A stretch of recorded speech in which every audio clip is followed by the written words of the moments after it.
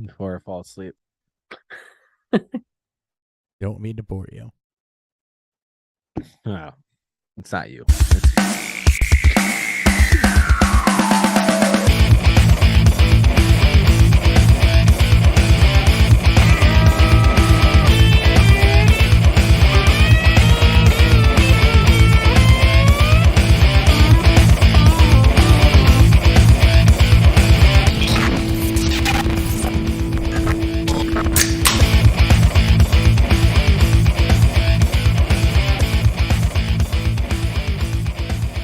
Welcome to Beerfield. We're all back. We made it. All back this week. We made it. Y'all survived last week with just Ryan and Dan, so congratulations and my apologies. The power of 40. And you got Ryan and I disagreeing on everything this week without a last weekend without a third, so there was no tiebreaker on anything. Oh man, Yeah. I must have missed a good Sunday stream. Not. It was fun. Yeah. There are just some things that we were of differing opinions on, and I think we ultimately ended up splitting those decisions about half and half as to who was right and who wasn't, as always. As always. As always. Kind of a packed show for you this week, but kind of going to do it. We're going to take a look at the overall fantasy landscape here after 3 weeks. Things are starting to settle in, so we're going to take a look at some of our positional leaders, some of our teams that are strong against certain positions, weak against certain positions, give a little thought on, if we're buying it or is a season-long thing, or, if we got some buy lows, sell highs in there, potentially, as trades start to pick up and we start to get into the heart of the season here. Also, full game previews, as always, and the latest in injuries. But before we get started, a little bit of housekeeping. Beerfield Podcast on YouTube, Beerfield Podcast wherever you get your podcasts. If you're hearing this, you're doing one of those two things already. Go do the other one. Beerfield on Twitter. I am at Beerfield Hop with 2 P's and Beerfield 30. Ryan at Ryan Minor _ BFF. We are BFFs, but it's FFB. No, I'm gonna read your Twitter handle wrong until it gets updated every week. Man, I've been here before. That's my new shtick. All right, I'm gonna keep doing. All right, I'm gonna keep it the way it is. Don't- I might no, change it. I might just change it every week. No, with something please different. don't, because then I gotta update the graphic again. Yeah. Okay, touche. I don't want to. And coming from somebody who decided to do that, Hopper gets very agitated. Oh, when you were two Sean's? Oh, God, you remember? That's only because that made no sense, and I wasn't the only one agitated. Nick was not a fan either. No, Nick was not even close to your level. Nick was just like, this is Dan being stupid. You got grumpy about it. I was kind of like, the fuck are we even doing? I mean, what the fuck are we doing now? So it makes perfect sense. Phrase I say a lot. Yeah, that was a throwback. God. Hey, look. You want to know how long Ryan's been listening for? I remember things I shouldn't remember, and I can't remember things I'm supposed to remember. Smoke bomb. What's fueling Beerfield?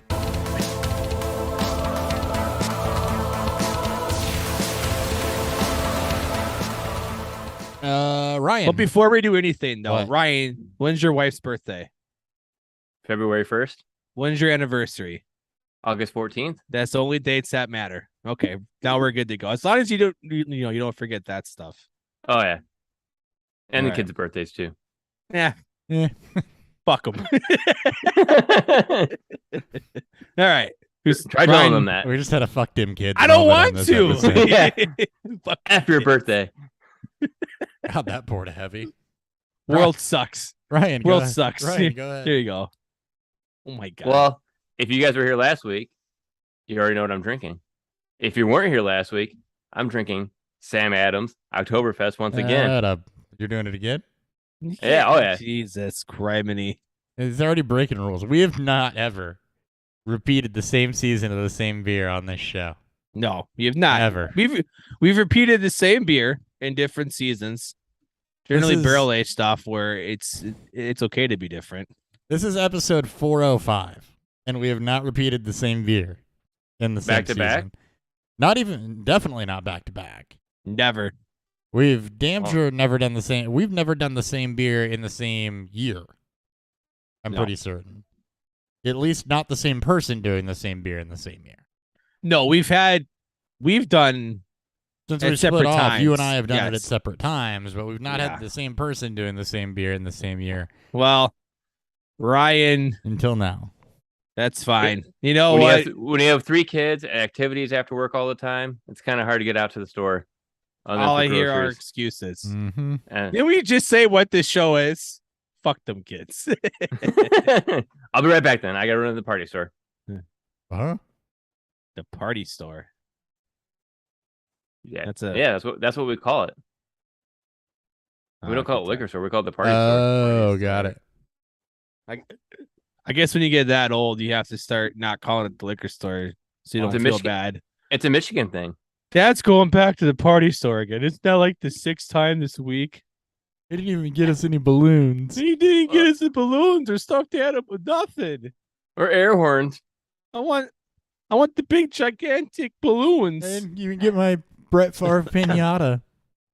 Ooh, that's Gee. because it went to its. It's because it went.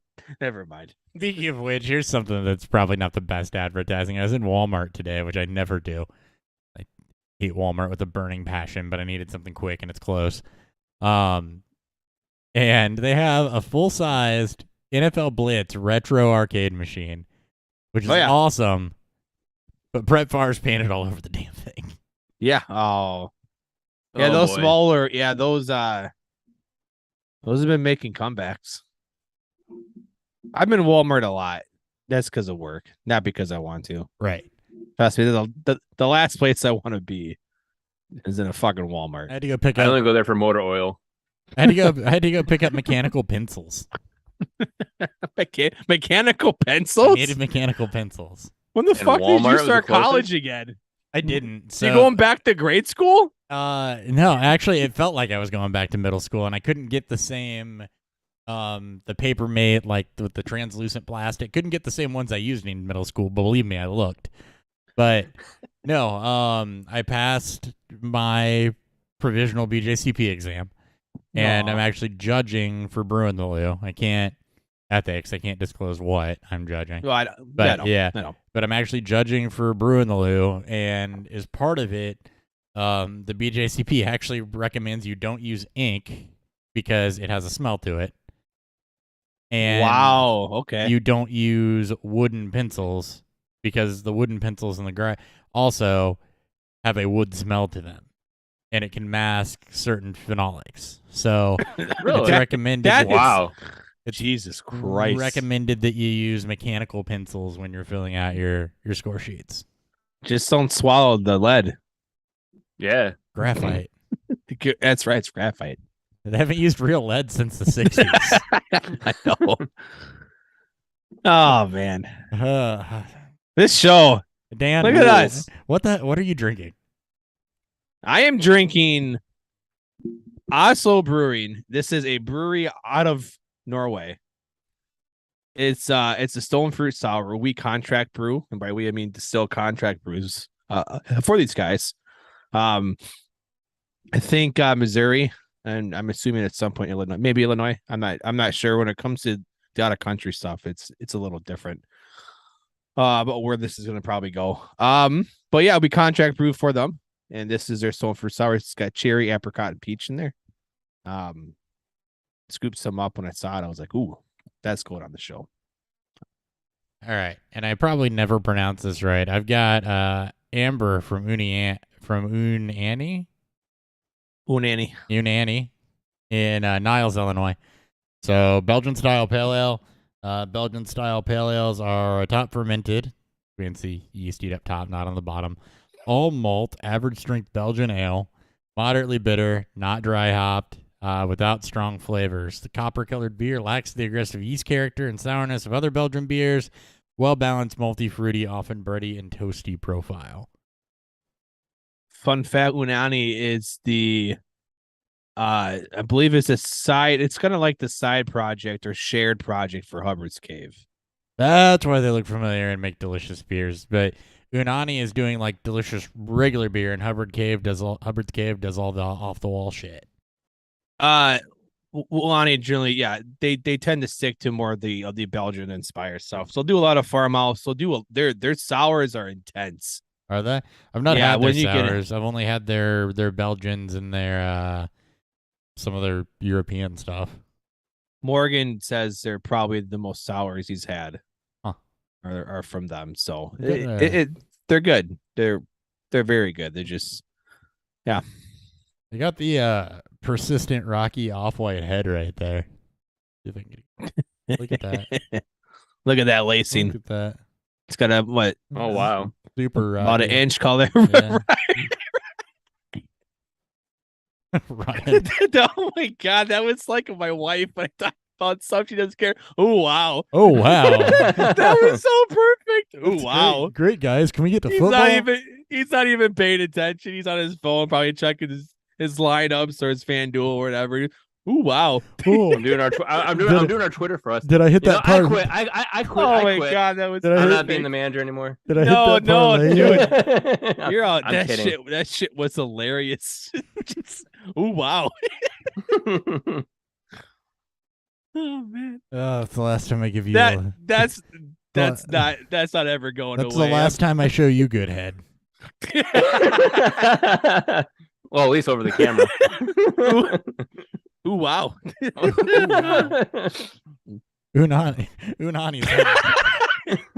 Unani's head game is strong. Got it. Ooh, Nani. That was Lord. Was golden. Oh man. All right, injuries other than my ego. Keenan Allen still dealing with a hamstring issue, trending towards a true game time decision. A lot of what we're starting to see is we're getting into the part of the season where guys are going to if you're beat up, you're probably not practicing on Thursday, and then you'll come back limited on Friday. And we see that every year, where there's a laundry list of players that might be limited Tuesday, limited Wednesday, resting Thursday. They're veterans that have been with the team for a while. Maybe we're resting Wednesday and Thursday, coming back on Friday. We saw this a lot last year at the 18-game season. Keenan Allen trying to work his way back from the hamstring issue. He practiced limited on Tuesday and Wednesday, limited Thursday, but left early. So, true game time decision there. Have a backup option in place. We'll discuss those when we get to the full game previews. Chris Godwin returned to practice on Wednesday, but he had a Thursday rest day. As they ease him back. So termed rest, not a setback or anything like that. He is also a true game time decision, and I have a feeling that his availability, right, wrong, or indifferent, might be based on if Perriman or Julio can go. I think he'll be going. Oh, this looks so... They need him back so bad. Like, the Bucs offense is just god-awful. We've scored, one offensive touchdown? No more than, or is it one in the last 3 games, or no more than one in each? And they looked really bad on Sunday. Oh, that was a horrible game. I was like, oh my, I can't watch this. You would think that game, the batter of the old fucks that won't go away, and it's the worst fuck. It was just awful. It was almost it wasn't it wasn't as bad as Sunday night's game, but oh man. Sunday night's game was bad. My God, yeah. Jesus Christ. Unless you're unless you're a fan of punting, which I am, so. 10 punts. Punters matter. The first time since 2003 a team won with 10 or more punts in a single game. Hey, Dan Orlovsky got avenged. Yes. That's right. Yeah, redeemed. Fucking Garoppolo. Redeemed. He's free. Oh, man. Mac Jones out with an ankle injury. Brian Hoyer is going to draw the start. Now, despite the shade that Roto World is throwing at Brian Hoyer, which, and I quote, needless to say, we aren't really buying it after Jones had to be carried down the stairs into the locker room because Jones is saying that not to count him out. But we would move heaven and earth to make sure Brian Hoyer never saw the field again. Now, I would just like to remind the people at Roto World that in 2017, I don't have the exact rant, unfortunately. Ryan, do you remember this rant that we had? It was our 5th episode. But I went back and looked, and Everything I looked at, Brian Hoyer, 302, 303. Brian Hoyer, surprisingly good. Brian Hoyer, pick up in deep leagues. Brian Hoyer is capable of being a starting quarterback in this league. I mean, he was one of the quarterbacks that helped. Was a quarterback in this league. Yeah, I mean, yeah. Was a starter. He actually got cut, but he was one of the Hopkins during Hopkins, a domination back in Houston. Oh no, he absolutely was, and he had some good season with San Francisco, and in his limited duties earlier in his career, he was also pretty good. Now, let's be real, the Patriots offense is already not great, and they're going to lean probably heavier on Stevenson and Harris. But what does dead man ever die? Yes. The Frank Gore of quarterbacks. That's a pretty good one. Wow. David Montgomery missing time with an ankle/knee injury. No clarity on what that is. They didn't put him on IR, but not practicing. Khalil Herbert, just plan on him being a full go this week. Huge game for Herbert last week too. I fully expect Montgomery not to play. Yeah. Oh yeah. And it just but next looks, week also. Yeah, it just looks no. When you and they don't need him. They have a premium tier handcuff. Tristan Ebner, deeper leagues. If you're desperate for a running back, also probably worth the stash as a receiving back because Khalil Herbert does not catch passes. No, but they don't throw passes to Chicago, so yeah, less than 20 again. I think that's for the season. Oh my God, it's so bad. I feel. Oh man, they're 2-1. I know. Bitches thank you. Winning ugly. In spite of not letting Justin Fields do absolutely nothing. He threw 2 picks. He's thrown like 20 passes this year. Yeah. And they have nothing. They provide him with nothing. 2 interceptions, 20 passes. I mean, that's a bad interception ratio, man. That's like 10%. Yeah, that's really that's horrible. But it's almost like they don't give a shit about him. Nikhil Harry trade for Brian Hoyer. Well, he doesn't have receivers. Nikhil Harry and Darnell Mooney's not a one, and that's showing now that he's drawing number 1 coverage.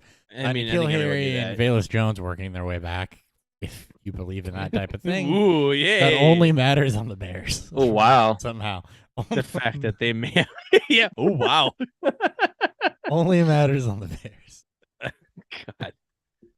God. Zay Jones, hot fresh new ankle injury, not practicing, not good. Late week new injuries, typically not good for Sundays. Yeah. Did that just happen today? Yeah. Oh. Right? That's not good.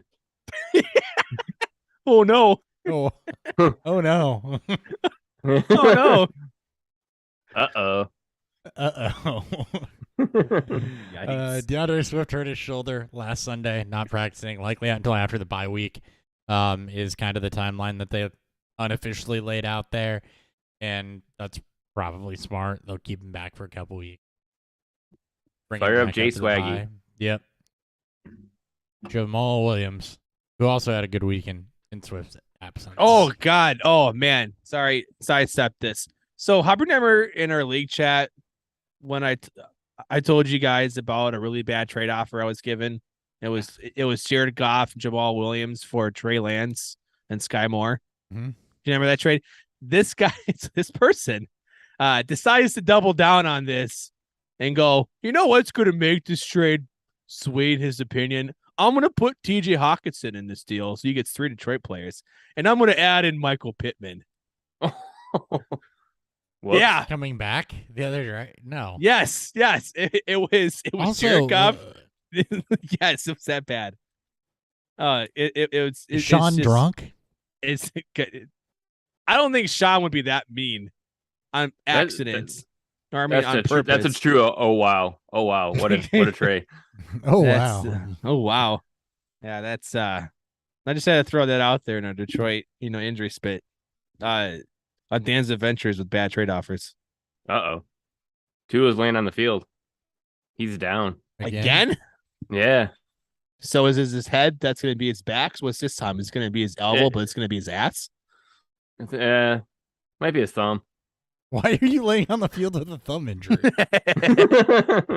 Well, I mean, you're probably wondering. You're probably wondering why You're probably wondering how I got here.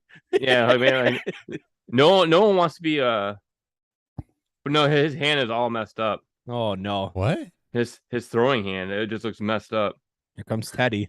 Oh, so they'll pop everything back in and he'll be fine. No, I mean you remember that movie? What was it? Scary Movie. On a scale of 1 to The Booger, bu- on a scale of 1 the- to Booger McFarland. Where he draws like the dick on the screen. What? No, have you seen Booger's hands? No, I don't watch Google. ESPN. I only watch like the Google Manning Booger cast. McFarland's hands. No, like this looks like the butler from Scary Movie. Oh, When he says, God, grab my from the hand, like, second- dude, it Yeah, is my that shot bad. arm. Yeah, that's my strong hand. Grab my hand. Google Oh. Booger McFarland's hands. Do it. Yeah, Right I'm now. seeing the tweets coming out now too. Oh boy, And that's the show. it looks scary. Yeah. Zoom ends. It zooms. Hold on, zoom's ending in 30 minutes. Man, Oh, it's gonna be a God. lot. Right? Oh, the whole field's out there. Holy shit!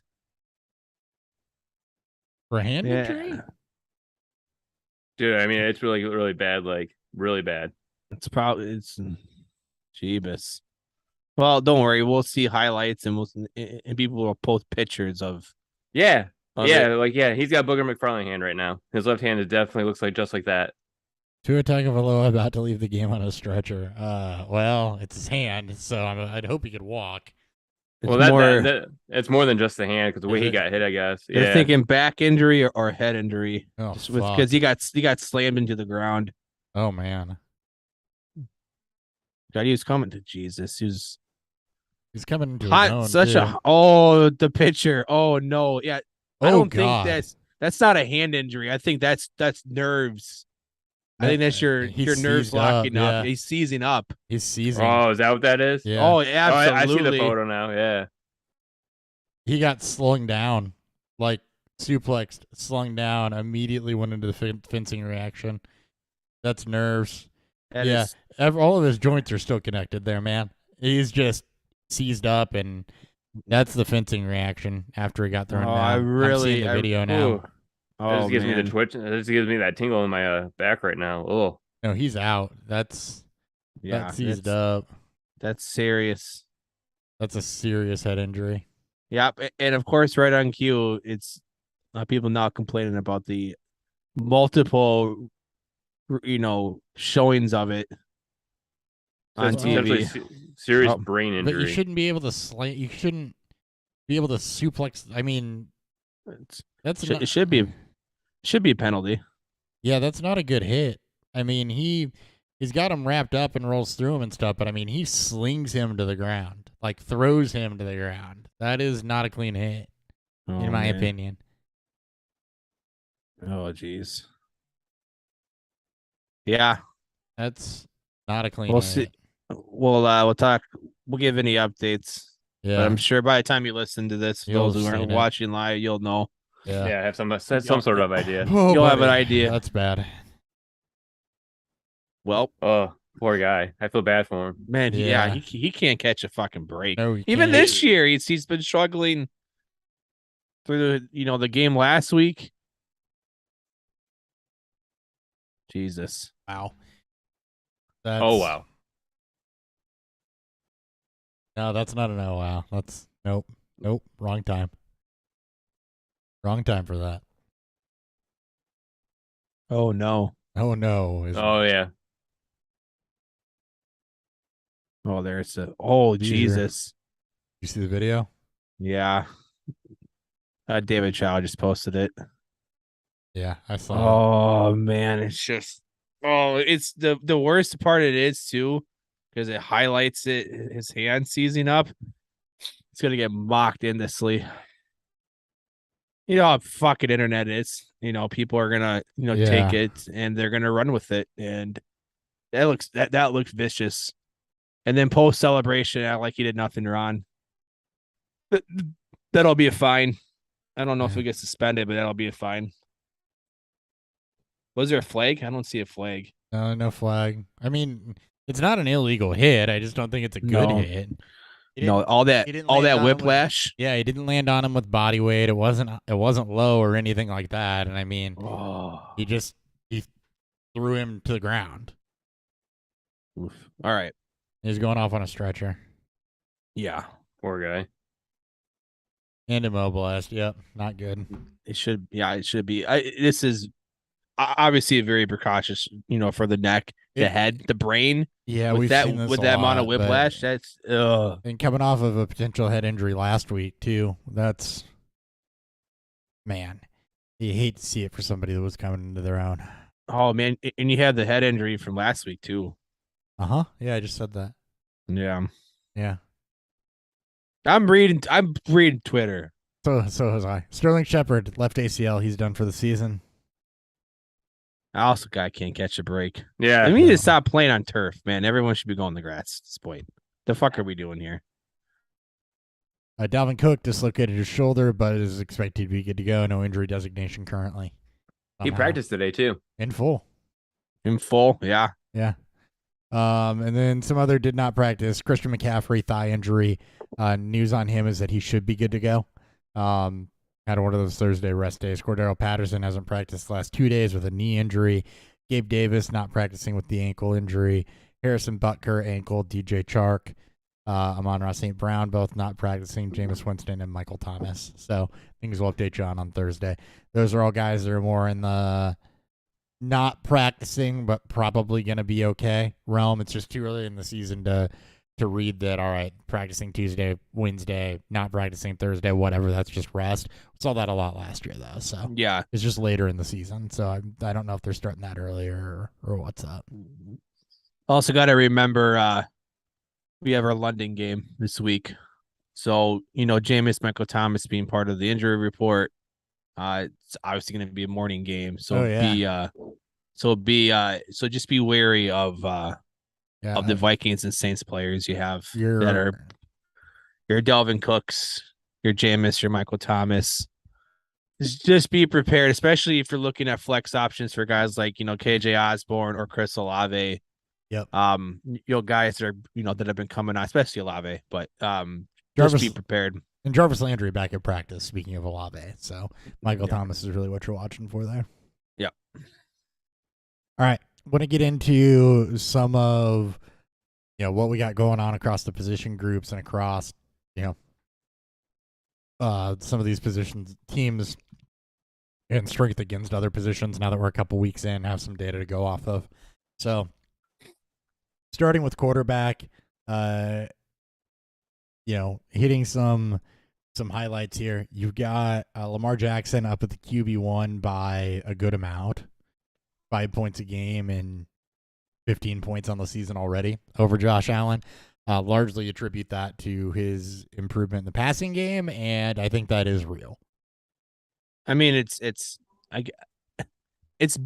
been a thing. It's been improving almost every year. It just went over threshold.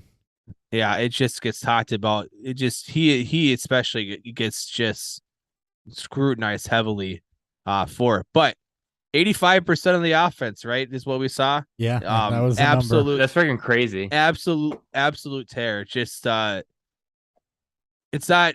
It's great for us in fantasy. I have a lot of Lamar Jackson in fantasy. As a Ravens fan, it's a bit unnerving because he's literally one injury away from literally being what we saw last year, and the offensive line's already banged up. That means you're not getting in a lot from your running game, which, in spite of all the injuries they have, well, hopefully J.K. Dobbins coming back will help with that. Yeah, and that huge payday is going to be coming for him. Oh yeah, it's got to be now. Yeah, it's like tag. He said he's not going to plan it though. I know, but I just Baltimore's so fucking stupid. I've been saying it all opposite, but it's just so fucking dumb. Ugh. All right, Carson Wentz checks in as the QB 5. Still, yeah, even after last week's disaster. Last week's disaster. I mean, he's just a strong flex. I mean, not flex. Yeah, it's a dream option, I guess. It's a week-to-week flex. He had big games against Jacksonville and Detroit before doing not much against Philly. He'll get Dallas, Tennessee, Chicago coming up. So it's a week-to-week stream, and he just started off with a good schedule. I don't think it's Carson Wentz has been here long enough to where I don't think this offense is a true elevation for him. I just think it's the week-to-week flex value and having a good first couple weeks.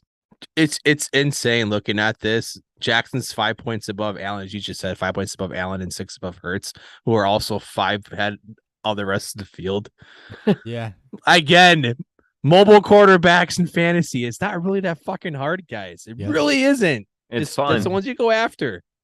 Konami quarterbacks are your friend. Well, unless they're Justin Fields or Trey Lance. Well, Trey Lance got hurt. Say that. Unless they're Justin Fields.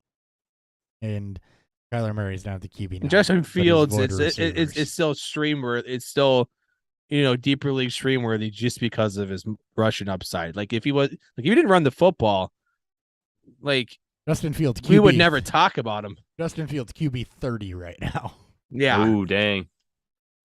It's bad. And we'll get to some of those guys that are underperforming. Tom Brady. This is fucking brutal. A couple other guys here that are in the top 12. Trevor Lawrence is up there. So he's breaking out under Peterson. I think that's also real. I think that, he's done it against Washington, Indy, and the Chargers.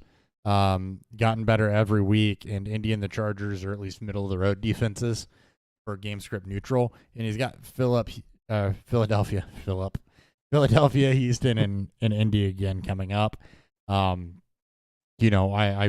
will not be surprised if he's settling in that QB 6-7 range by the end of the season, kind of where we saw like Justin Herbert at last season.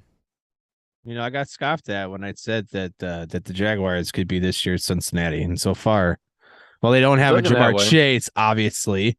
Can you imagine if Jacksonville properly allocated their funds for receivers instead of 3 receivers that all play very much the same role? Christian Kirk's been good. We'll get to him here in a minute, but for Trevor Lawrence, touchdown rate is way up. He's already got half of his season total from last year.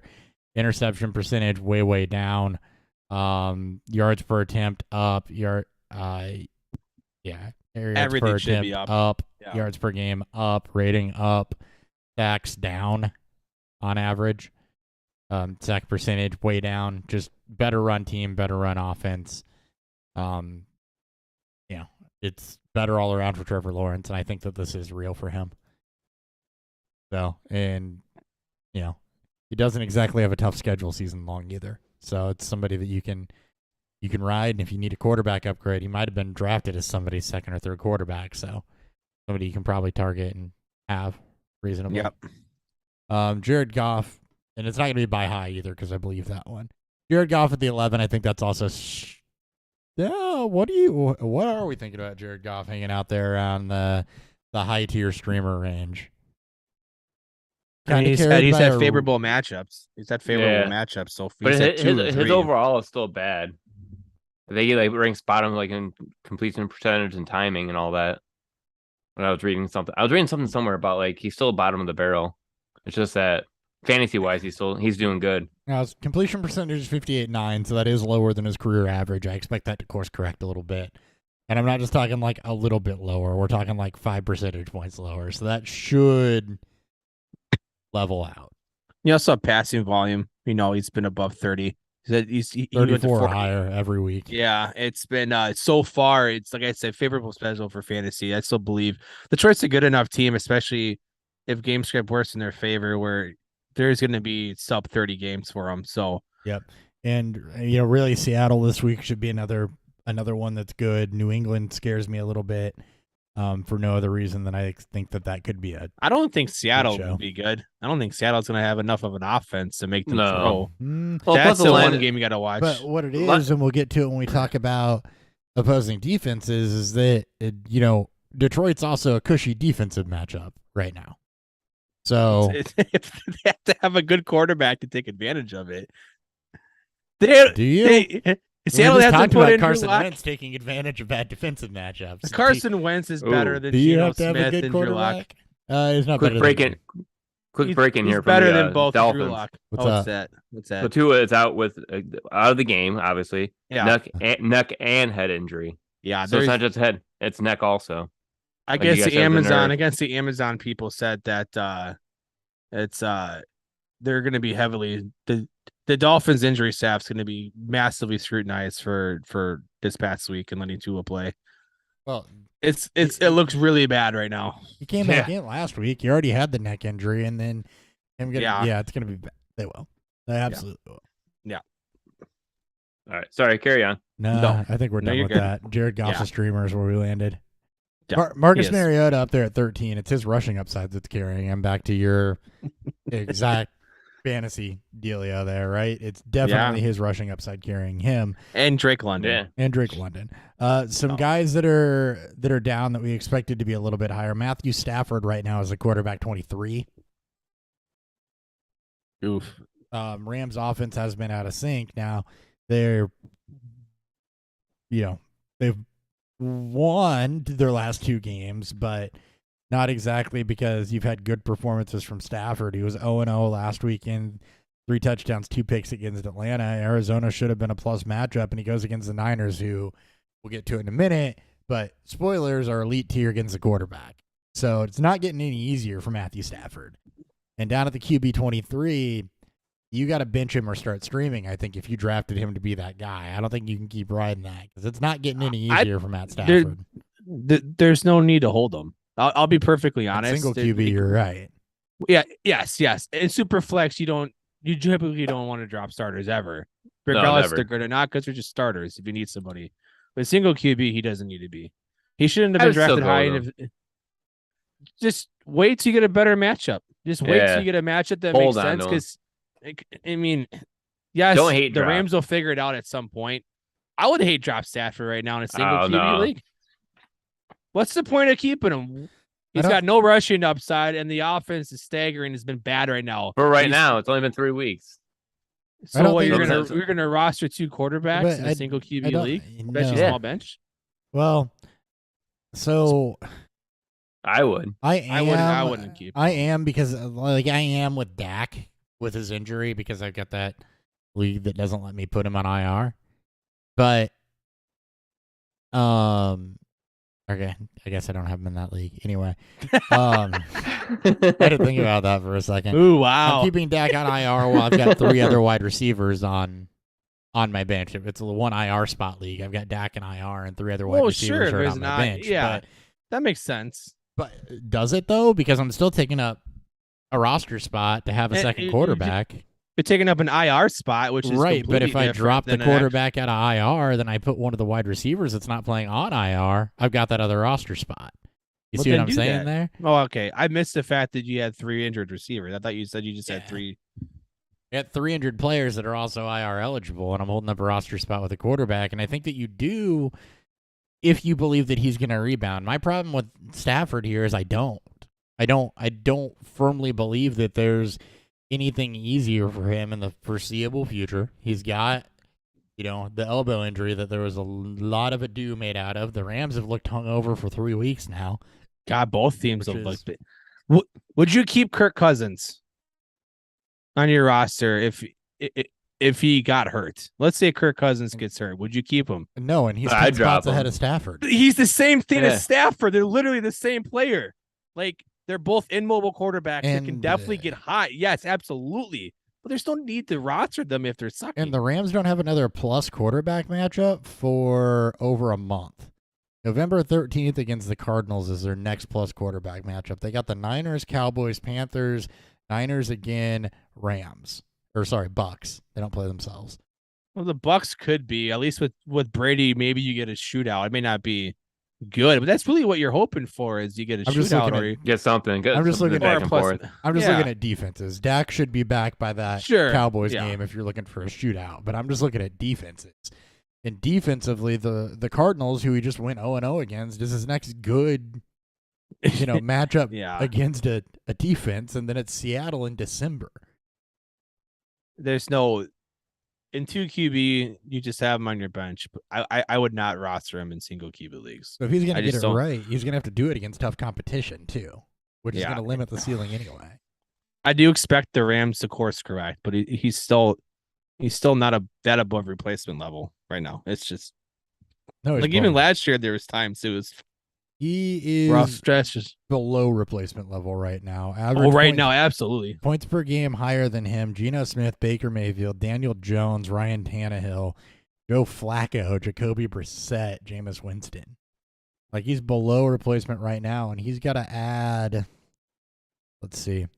Those names at the bottom. 6 points a game on average. So a touchdown. Yeah. Additional on average in that stretch of matchups just to get up to Jared Goff, Derek Carr, Marcus Mariota, which is what's sitting at replacement level. And you're going to get people dropping players too. Like I said, there's very little quarterbacks you should be actively holding on to in single QB leagues. Otherwise, you just throw them back there and let somebody else, clog up a roster and potentially lose a running back that's starting because the starter above him got hurt. The one injury away running backs or the wide receivers that decide to come on late because of injuries. Yeah. And you know what? Stafford's not alone here either, though, right? Because absolutely also not. Down there in the bottom 20s are Russell Wilson, Aaron Rodgers, and Matt Ryan. It's Rodgers, most people expected was going to have a down year. Yeah. With the lack of receivers and the slow pace. Matt Ryan, I think people expected to at least be up near replacement level. Russell Wilson's the other one here that I think deserves some airtime. We saw a bit of vintage Russell Wilson at the very end of the game, extending plays and making things happen at the very end of the game. But he's not had a multi-touchdown game yet this season. He's had one game out of 3 over 220 yards, and he really has not been running.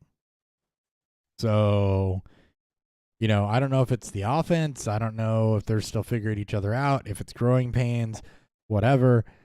He does have the Raiders and the Colts the next couple weeks, so unlike Stafford, his matchups are a little bit more favorable. He hasn't been a high mobile quarterback for a long time either.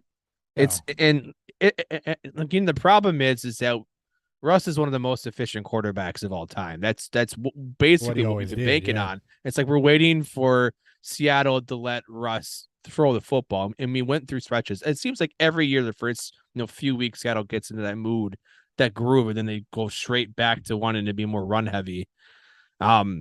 It's just, I don't know if it's Wilson more so. I mean, Nathaniel Hackett is just collectively being ducked on. And, play calling and all that and time management, does affect that too. And it affects the rhythm of the offense. And how Nathaniel Hackett got a head coaching job, this was the guy it was Aaron Rodgers. Aaron Rodgers. Aaron Rodgers. Remember, Nathaniel Hackett was the architect of such prolific offenses as the Jaguars AFC Championship offense led by Blake Bortles.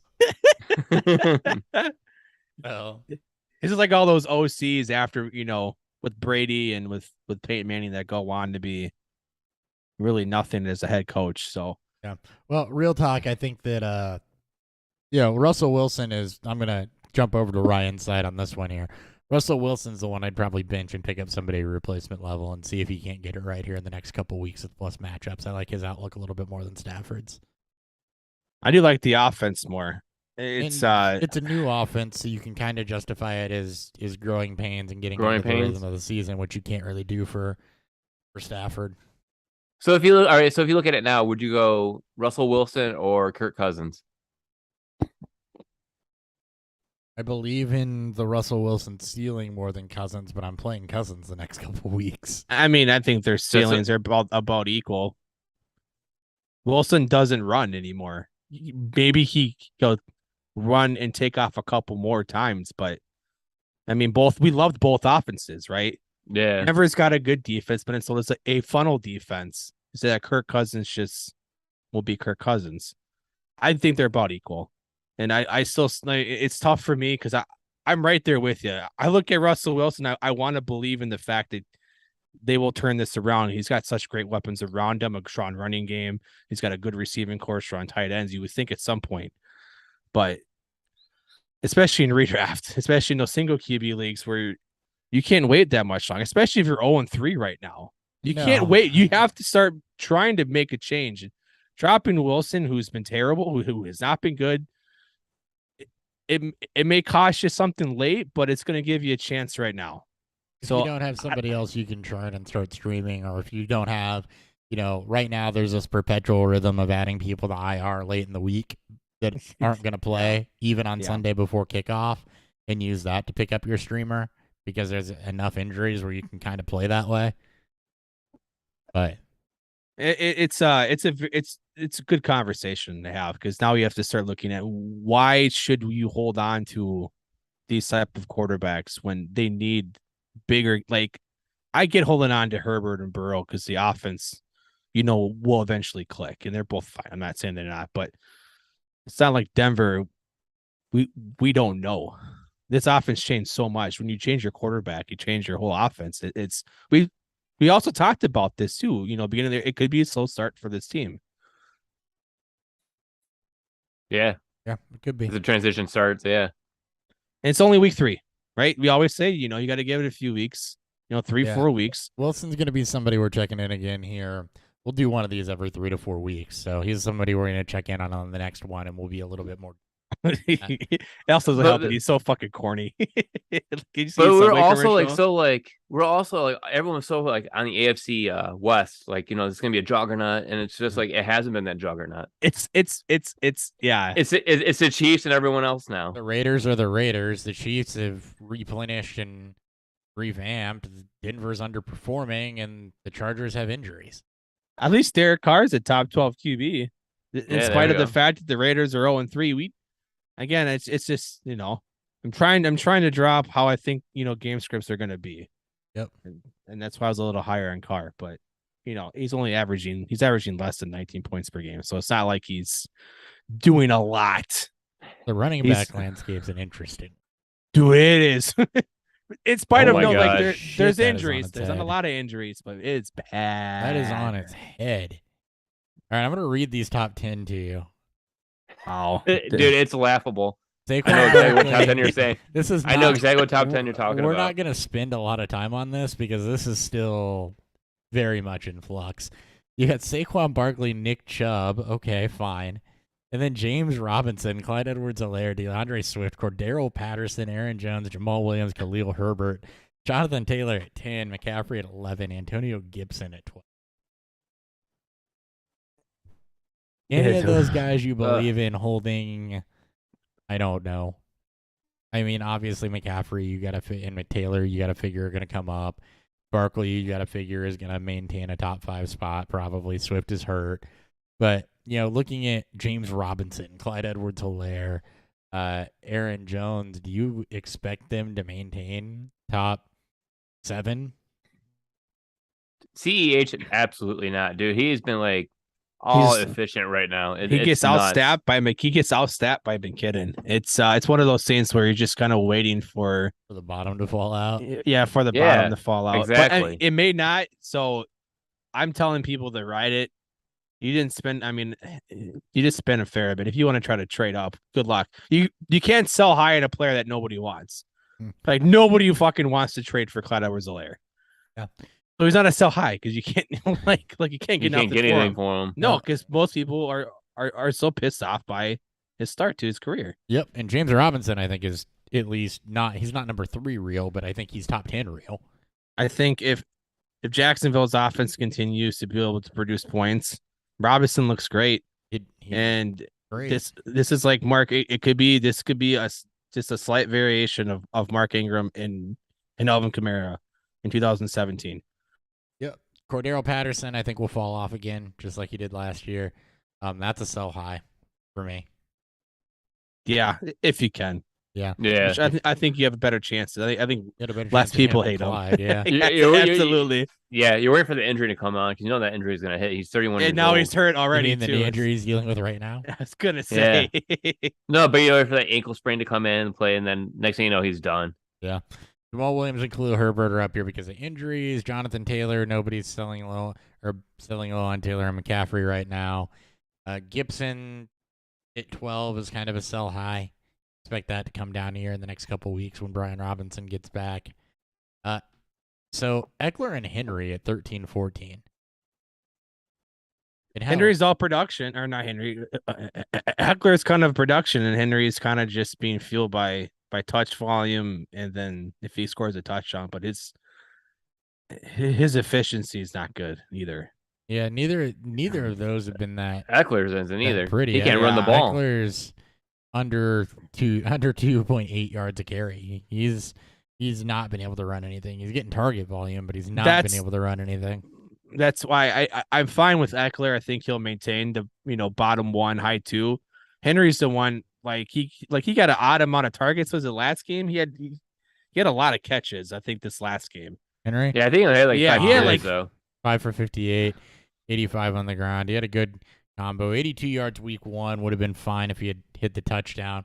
Bad week 2 against Buffalo. So it's just it sucks because you spent top 5 picks, top 5 to 7 on both Eckler and Henry. I would have told you Eckler. We've been telling you guys. We told you guys all Eckler. Oh, yeah. We've been moving. Take Eckler, not Henry. Yeah, you should be moving off of Henry. So I mean, it's tough. I think you're gonna have to ride that though. I think both of these guys will come up.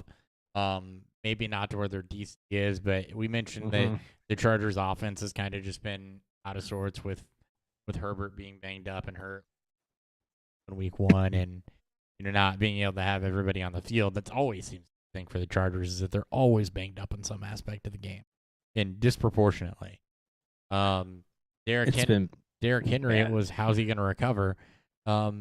He's been fine. I mean, he's had that dud in week 2. Otherwise, he's basically producing like James Robinson is. He's dud in week 2 and a touchdown. So I think Henry will be fine up there in the mid-tier of RB1 by the time it's all said and done. And week 2 was against Buffalo in a blowout. Yeah. So again, it's very easy to draw comparisons as to why.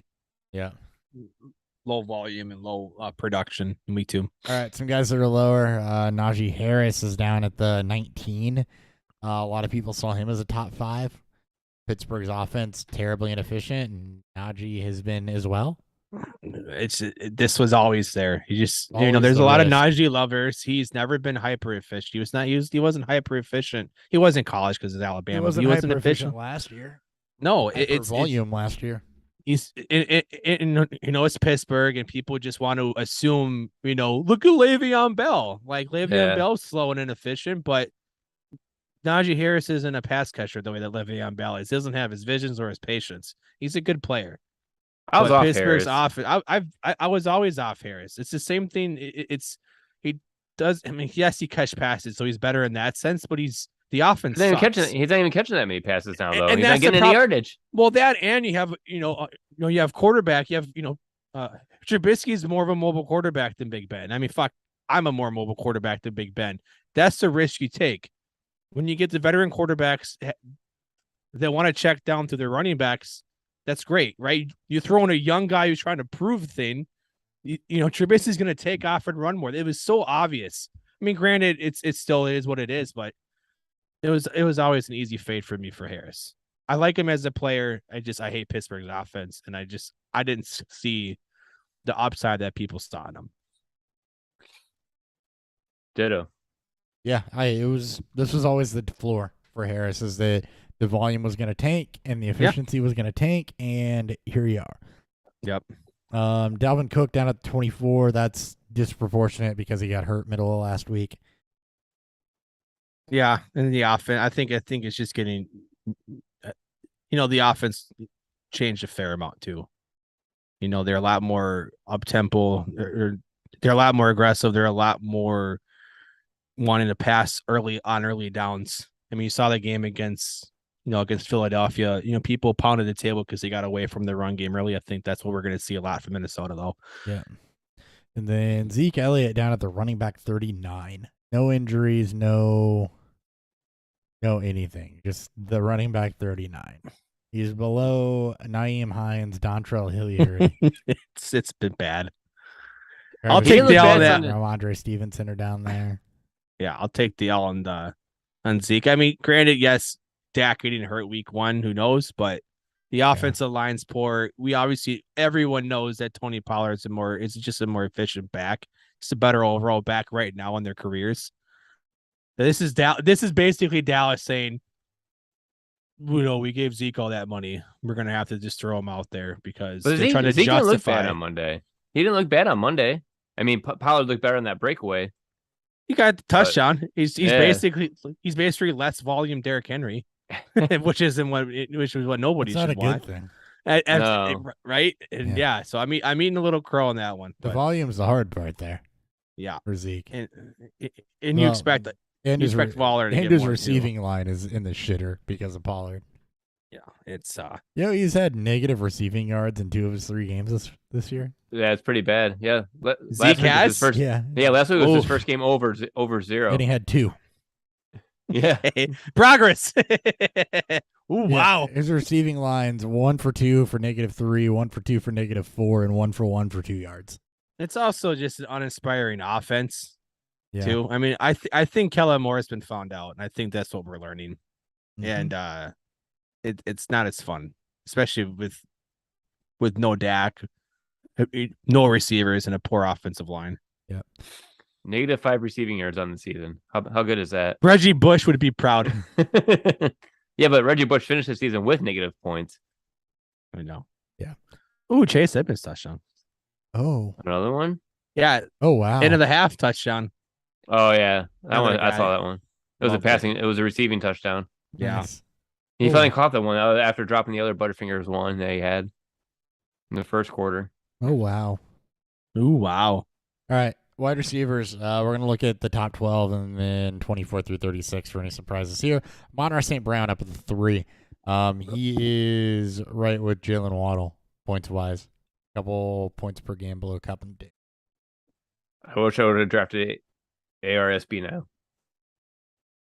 I didn't believe in it, and I knocked on it, and now I'm eating it.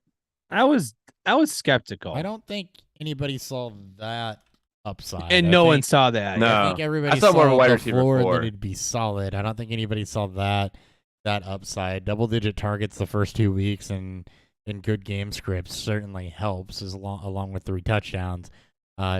I wouldn't say he came back to earth last week. So we're going to see a lot like with Jared Goff. We're going to see. I think his floor is what we saw No. last week. Yeah, I we saw the am. floor He was last injured week. last. I'm he got- excited for St. Brown, and now he's banged up too. Yeah, he got injured in that game last week, so that's why his stat line wasn't so great. His stat line He's, was perfectly fine. It That just could have been wasn't better. the ceiling. His Yeah. stat line was perfectly fine though. 6 and 9 for 73. I'll take that. We'll see how Detroit's offense starts to look. I mean, I'm not concerned with St. Brown. I think it does. I think he's game script proof. He might at be this out point. this week too, so I'd be careful. Keep an Well, eye on that. when he's healthy. I think he's game script proof. Yeah.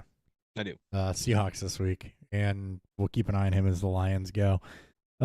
Christian Kirk up at the 6. I think that's real. Easy. I Easy money. Yeah, that was Right? that was always easy money that low, given that defense, that offense, And what he got paid. That was always an easy. call. it was such a we gotta prove the ownership and the rest of the world why we gave Kurt this money. like Yeah. like just drop whatever narrative you want. It was easy to see. Let's give him 12 to 15 targets a game. It's not. Hey, I'm all for it. Let's go. Yeah, exactly. So, and then the other guy at 12, Amari Cooper. He proved us That's a a surprise. lot of us wrong. Yep. He In did spite of need- Jacoby Brissett, he's actually more productive and that is with him that than is Dallas. legitimate as well. I don't really see anything through 36 that concerns me. Mike Williams is down there. T. Higgins is down there. Mike Williams had the dud week 1. T. Higgins was hurt. Devo Samuel. Greg being down Dortch. there. Greg Dortch with no Hopkins, at least Has until been week really- 6.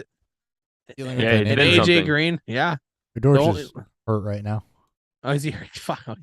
God damn it, Dortch. He should play. We can't have nice things. why we can't He's have been these limited things. this week.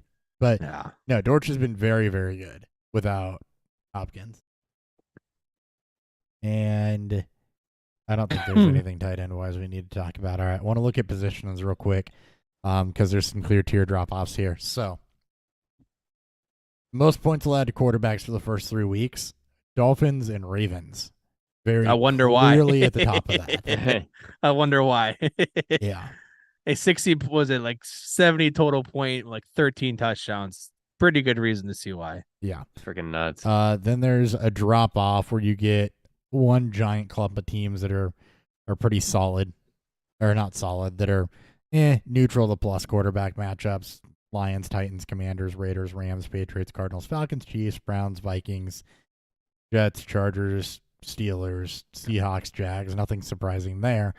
But then, and we see this every year, you get down to the slower paced teams and the teams that haven't had good offenses that have some anomalies going on here. So there's another drop off, basically, where you get teams that are good against the quarterback. These are guys that are giving up 17 points or less. The Giants, Packers, Bears, all right there for various reasons. Giants and Packers slowing down the pace. Bears, I think part of that's week 1. And just favorable matchups. Yeah. Monsoon game, Wentz, and then Rodgers. What? Not Wentz. I'm sorry. Who they played? Davis Mills last week. Sorry, my bad. Saints, Eagles, Panthers. Panthers are actually a legitimate defense. Saints and Eagles, you could argue. Bucks, Bengals, both near the bottom in points allowed to the QB. So legit defenses. Broncos, Niners, Bills. So you kind of got this. The way this breaks down is it's like the Dolphins and Ravens are really bad against the quarterback to start. You've got the middle of the league, which is average to above average. And then you've got these slower paced bad teams that don't require a lot of throwing that are the game script teams. And then you got the teams that have legitimately good defenses, the Bucks, Bengals, Broncos, Niners, and Bills. I mean, yeah. Like this is like the one thing that you look at through week 3. Like you look at the Ravens and the Dolphins. The Ravens, I think people should recognize that this was a defense that still isn't quite there, but they're not going to be this bad by season's end. Now, the Ravens offense is going to make this probably look worse because of the amount of scoring that they put up was going to force teams to play more up tempo, be more vertical, throw more. You should see a little more turnovers, maybe a little more discrepancy against bad teams, like you saw against the Jets. Yep. But this is what you want to look for. It's not always about playing the defense, but more so playing against a quarterback matchup when you're looking for streaming options is why it's good to talk about. You get a above average to good quarterback is playing against a great quarterback. There's a potential chance for shootout just because the amount of scoring that the other team can put up is going to force the other team to throw more, right? Look at Detroit and Jared Goff. I don't think anyone's saying that Jared Goff's elite anymore. I don't think anyone ever would have, but right now he never was. He's a top 10 quarterback in fantasy. Why? Because he's had game scripts against good offenses that force him to throw and play more up tempo more. So and plus he's finally got weapons to throw to. He's not throwing a bunch of security guards anymore. I mean, I guess they upgraded Quintus Cephas to DJ Chark. That's monumental upgrade. I say it tongue in cheek, but it's also kind of true. So I just can't wait for Jameson Williams to come back. It's coming. 2023 player, but I'm very intrigued to see how he finishes to start to this because how much is he going to see the field to start too? It's where I'm at. I don't know if they'll be able to keep him off. He doesn't want to be off that field. I mean, in practice, no one wants to be off that field. I mean, in practice, he's walking around that football and just tossing it up and down, walking back and forth. He's biting at the heels to get back on that field. Because no one wants to see Josh Reynolds out there. So yeah, I'm also for that.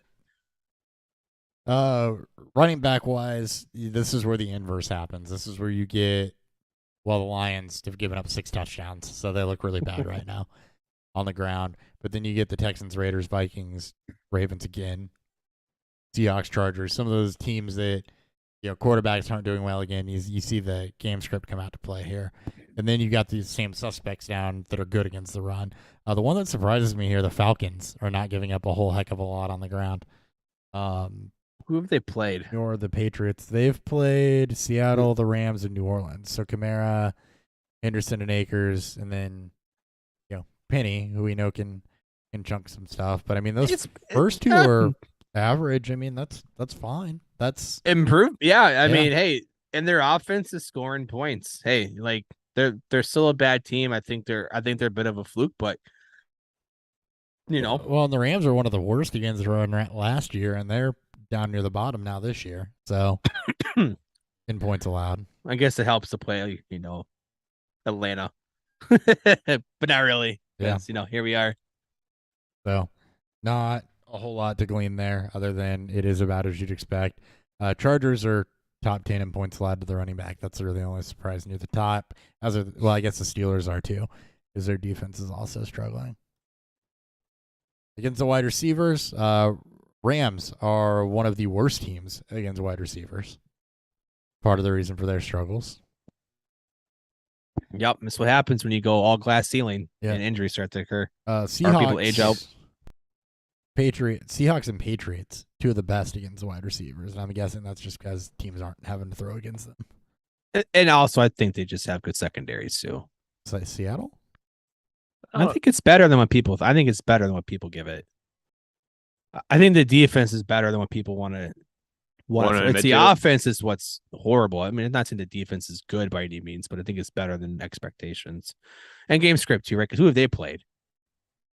Seattle? A horrible Denver team. Denver, San Francisco with Garoppolo, and Atlanta. Yeah, so they haven't played any juggernaut offenses yet either.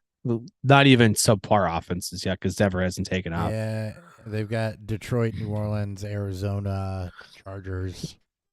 Okay, it gets a little. It starts to get a little worse, but they don't run into anybody I'd consider a juggernaut offense.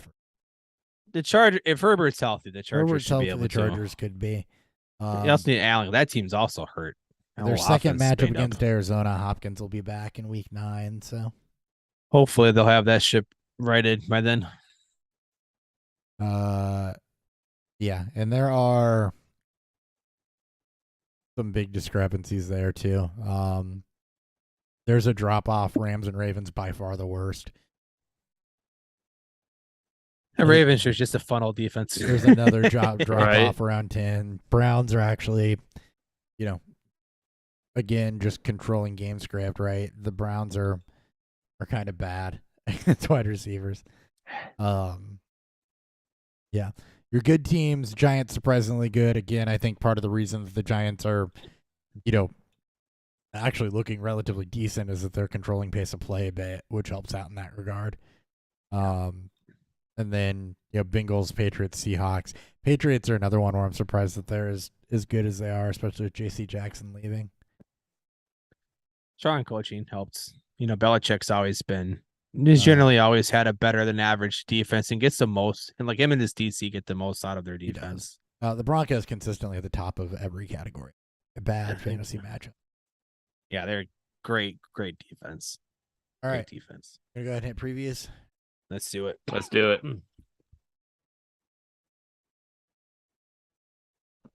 Dan, this is your cue. Oh, I thought there was a drop. I'm waiting. I was waiting. I was waiting for a drop. I'm sorry. Give me the goddamn. Wow. Oh, wow. I promise we will not stop saying it to make people annoyed. Weekly preview. There it is.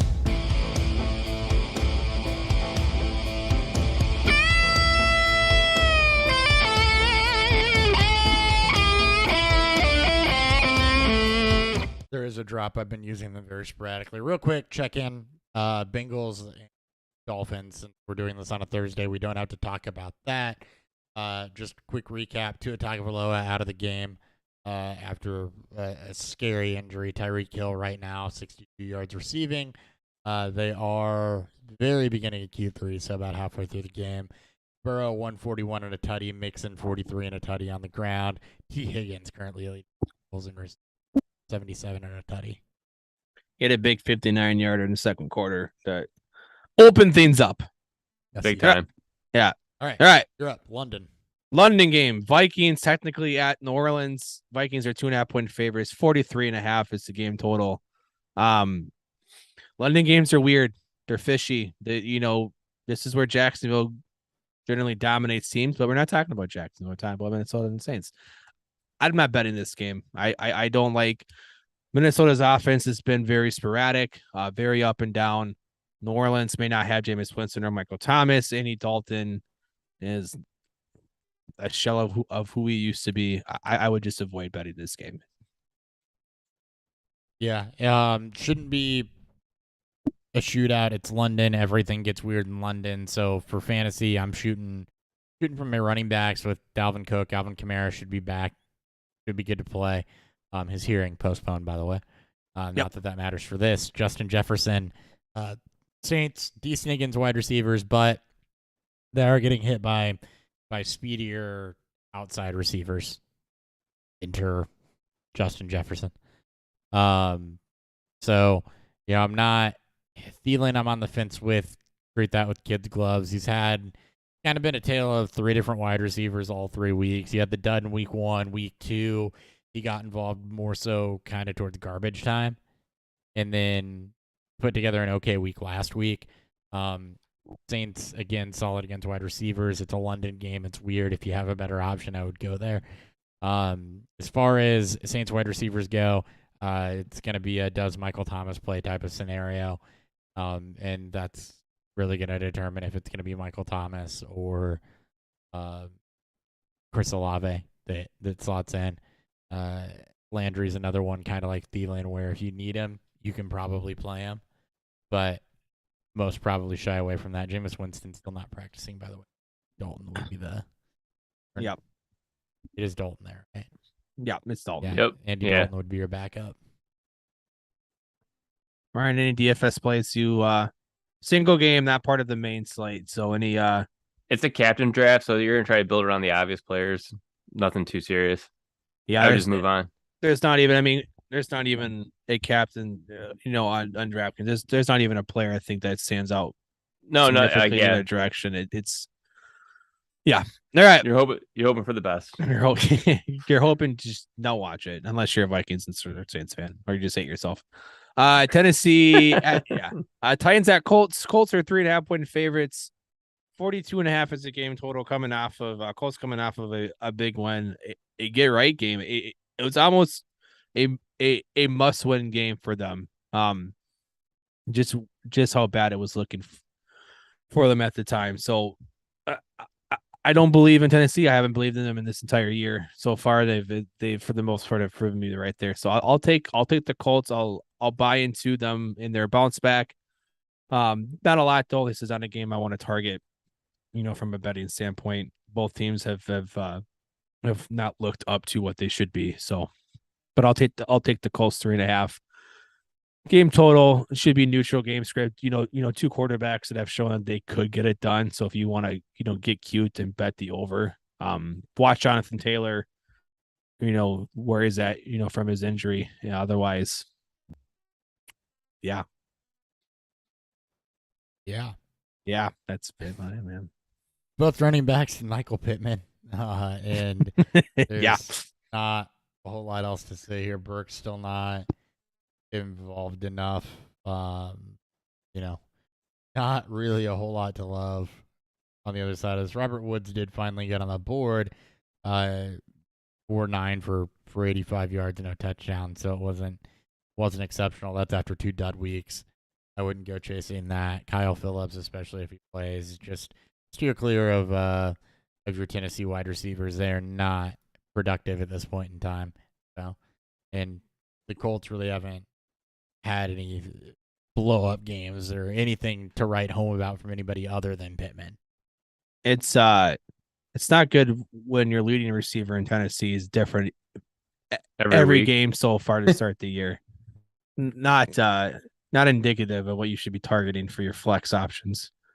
Ryan, any as we start the main slate games, any DFS call outs for this game? One that interests me is the Treylon Burks, because eventually the breakout's gonna happen. So $4,700, I feel like why not sprinkle him in as a flex, sprinkle him in as a wide receiver 3 as you're trying to build that juggernaut lineup, of going elite and then whatever you can fill in with on that. But outside of that, nothing else. Is there anything that suggests the breakout is happening? Just the way the Colts defense is. I mean, I said it last week too that I thought he was going to break out and ended up being more of a Robert Woods, coming back out party. I get it's not good when they have a new leading receiver every game. But it's just like you're thinking of it like with AJ Brown, being traded, that the new AJ Brown, which is supposed to be Treylon Burks, would do something, and they have him on punt returns and kick returns. It's like, come on. I mean, he's still, he was still a player young, that was, and he didn't get a lot of running camp. His snap share has been up every week. And plus he played this kind of role in Arkansas who didn't have him run traditional routes. So he's still learning and developing an actual route tree. His routes for the NFL, yeah. His routes run was up by 10 last week. So, I mean, utilization's trending up. You'd hope that the fantasy points follow. The Colts have given up. We have a big week to Christian Kirk. Everyone's giving up a big week to Christian Kirk. Yeah, right. Because he's a stud. That's He's a so wrong good.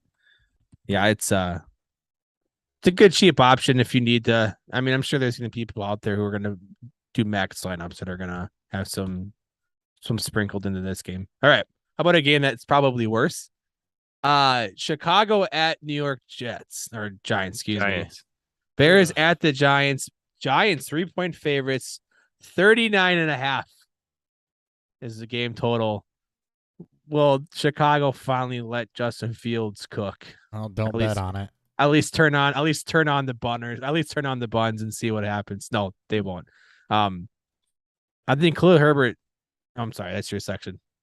Betting wise, I'm not betting this game. You're betting some Khalil Herbert props.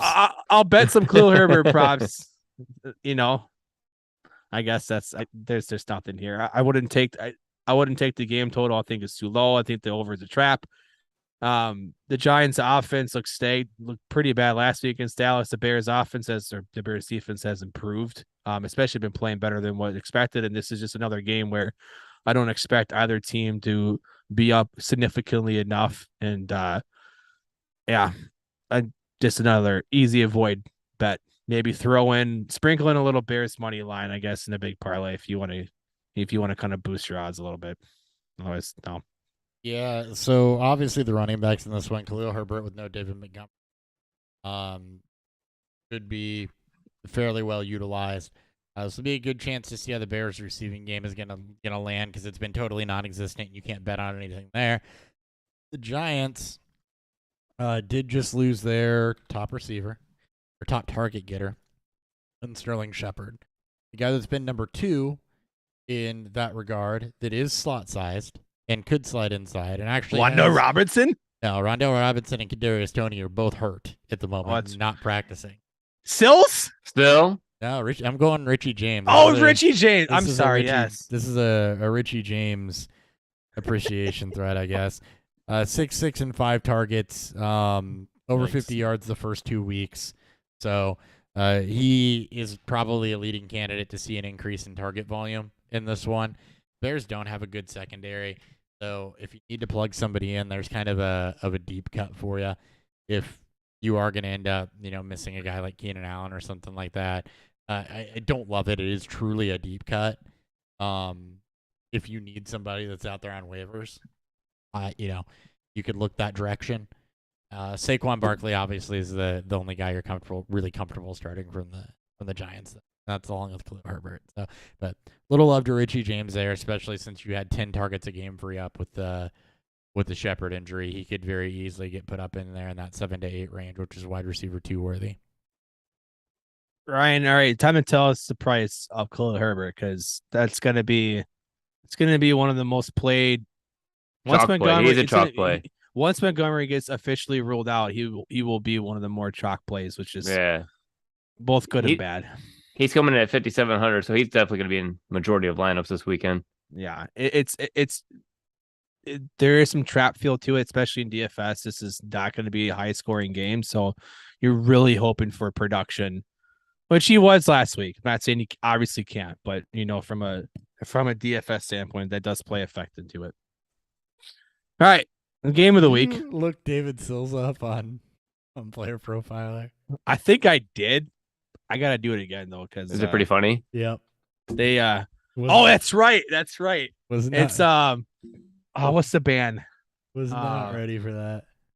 I forgot what band it's the lead singer. I don't remember. David Sills, by the way, is running a ton of routes. So, Giants are 3. Yeah. Is it David Bowie? No. It's like a Hall & Oates style band, I think. I can't remember. I know Matt Kelly talked about it a bunch during the 2019 draft process when Sills was being brought up, but I've never pulled them up there. So that's pretty fun. Anyway. All right. Actual game of the week. Buffalo at Baltimore. Buffalo 3-point favorites on the road. 51 is the game total and looks to be the highest this week. I'm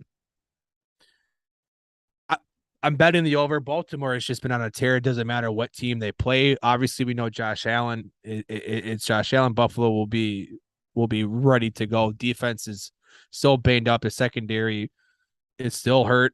I expect this game to be, I don't know if it'll be a back and forth. I do expect it to be high scoring. It may not look pretty at times because it's every time you get a game like this, is just what fucking happens. But I do like Baltimore.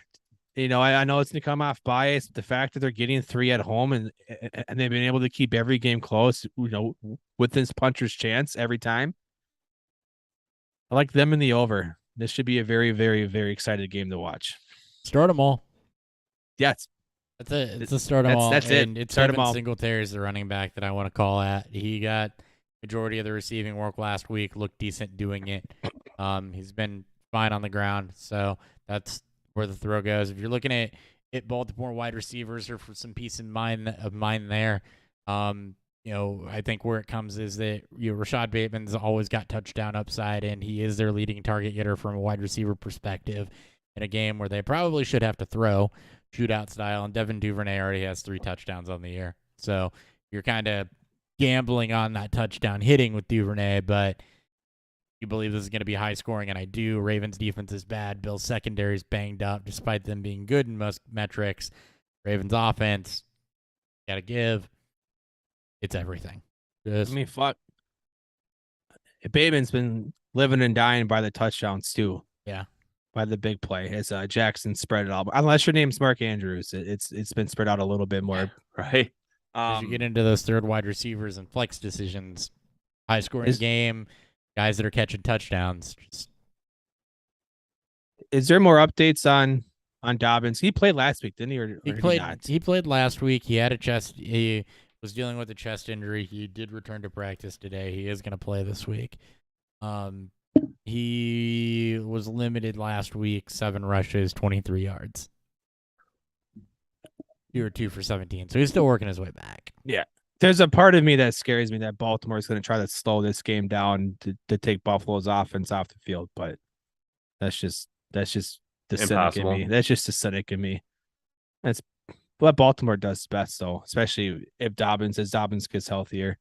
Ryan, this is the game stack. Like, this is one of the games we're targeting in DFS, is it not? I mean, yeah, if you can stack it, go ahead and stack it, but it's going to be hard to stack because they have Josh Allen. A lot of money. 8,400. Stephon Diggs, 8,400.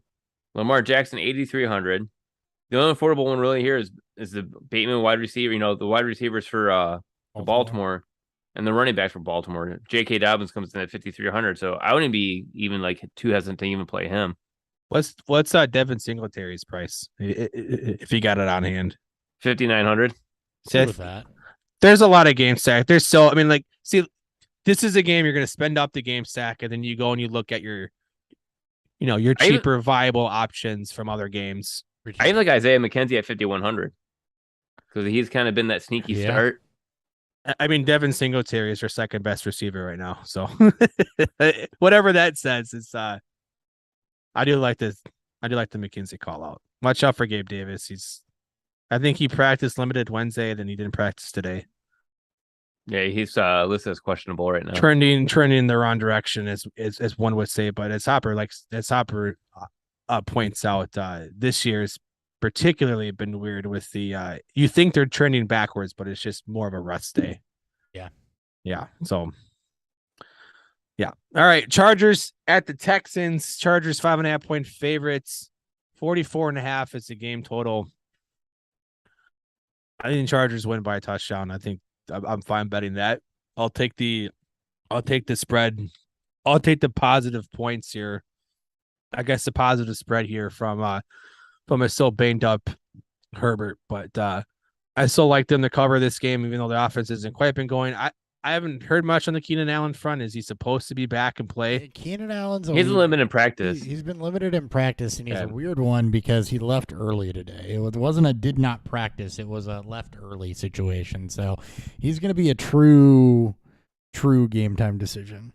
Okay, that will affect. That's probably why the game total is right where it's at. So if you think he plays, you take the over. If he's ruled out, that's the risk you take, I suppose. Yeah, this game just not super fun to talk about. But is this a game that Austin Eckler comes out? I mean, he's going up against the 32 ranked defense right now against running back. That's exactly the call I was about to make. Is that this feels like it's an Austin Eckler game? I like it. The game script of it. Herbert's gonna play. This is a mismatch on paper between the two teams, so this very, very much feels like an Austin Eckler game to me. Yeah. I don't even want to try to guess if Allen doesn't play at the other, Chargers receivers. We've seen Carter have a little bit of run, Palmer get a little bit of run. I just think it's an Austin Eckler game on that one. For the Texans, they will be playing from behind, so expect double-digit targets from Brandon Cooks. Not sure how much that'll lead to, but expect double-digit targets from Brandon Cooks. Kind of a wide receiver 3 type day from him. Damien Pierce also saw his workload jump up to 20 carries, so he's fitting himself in as a primary that can be started as a RB2 flex week in, week out, regardless who he's facing. I do like the Burkhead.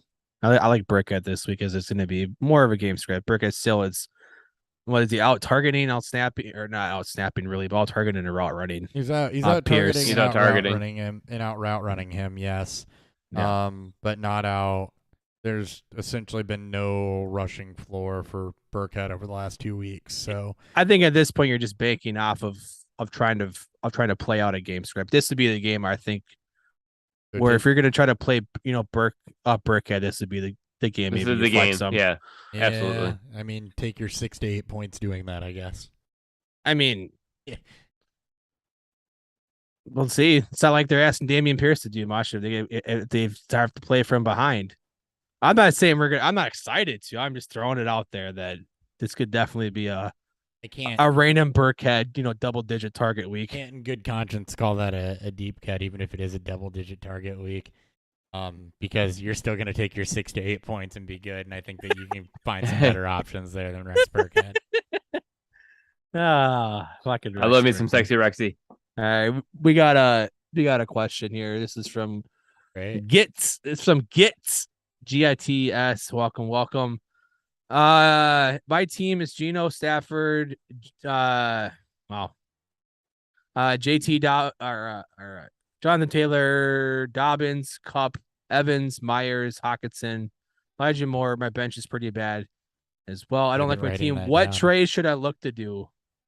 That's a very loaded question. Yeah. Give me that.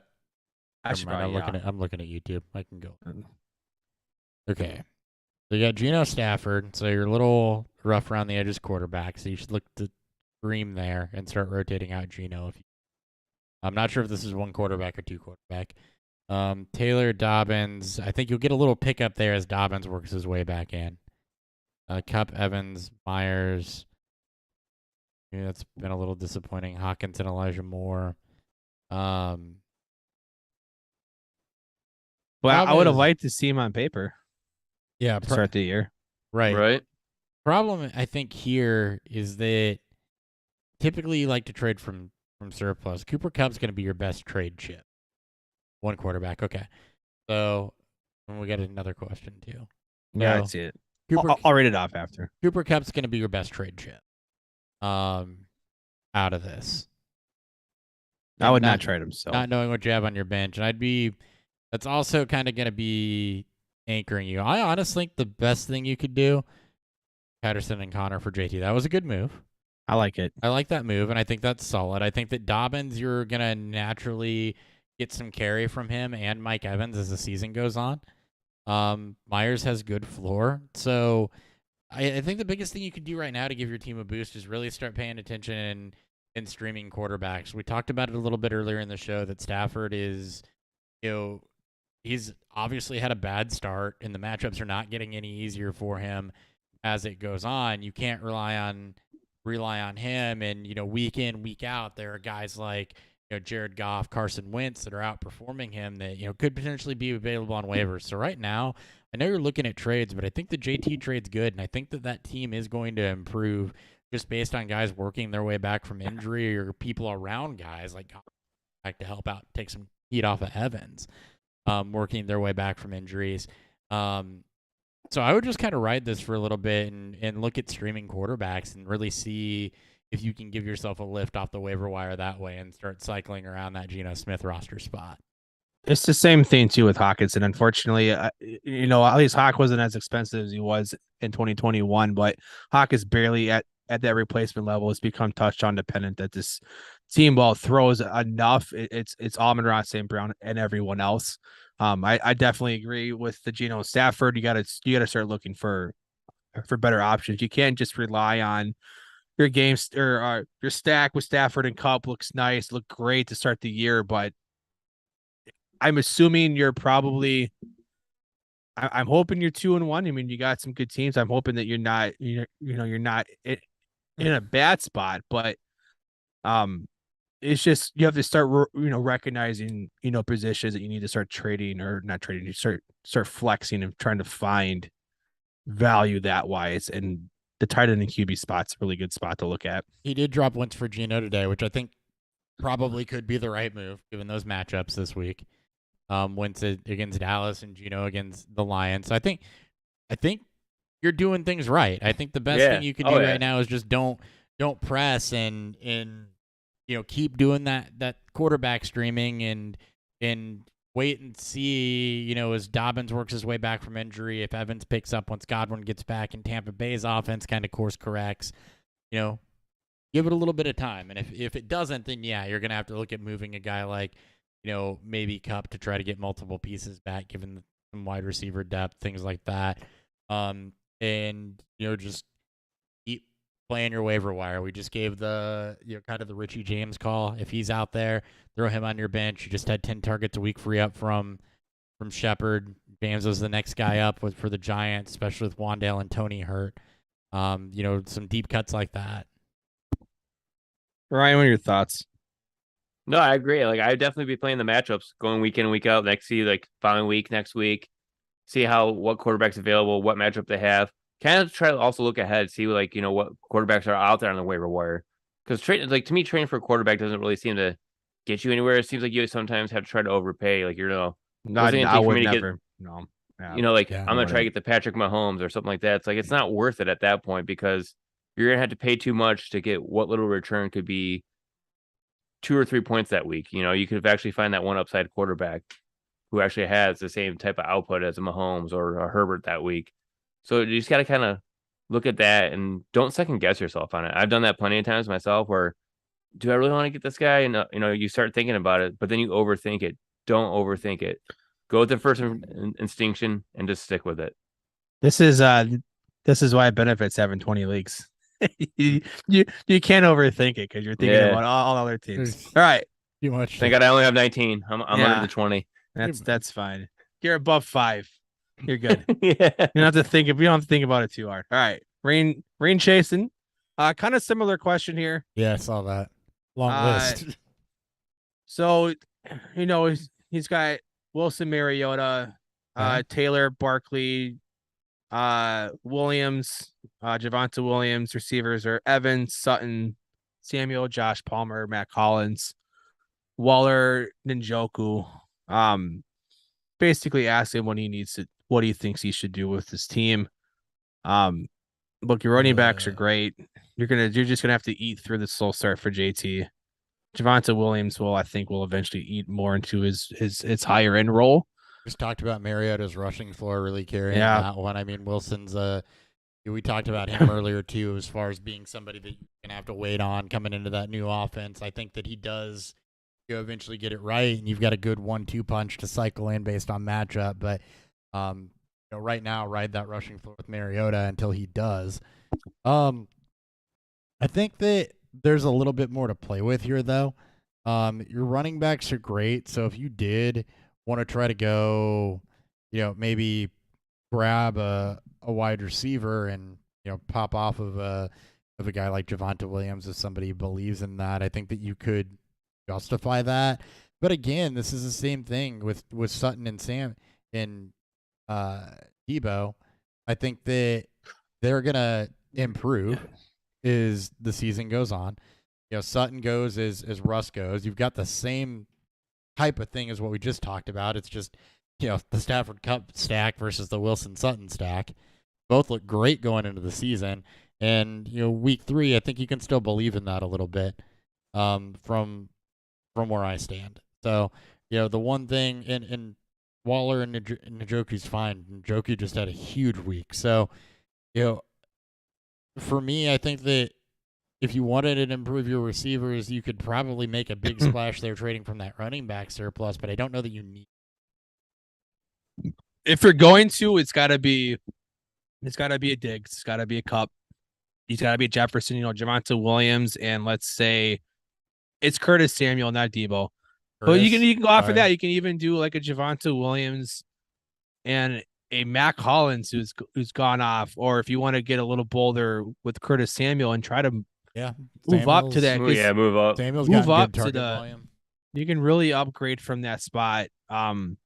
If you really want to get crazy with it and think about a Taylor and then a Hollins or Palmer, or just straight up, Taylor and try to get a Diggs or Cup in return, you do have a little more movement. I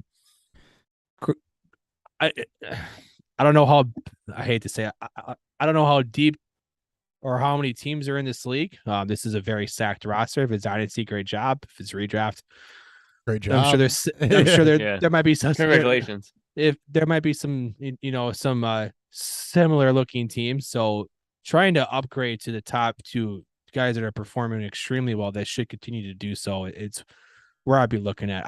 I wouldn't try to move running back just yet. Those would be the moves I look at maybe deeper into the year. There's still a lot of time for running backs to get hurt, so having those 3 backs really helps rotate through.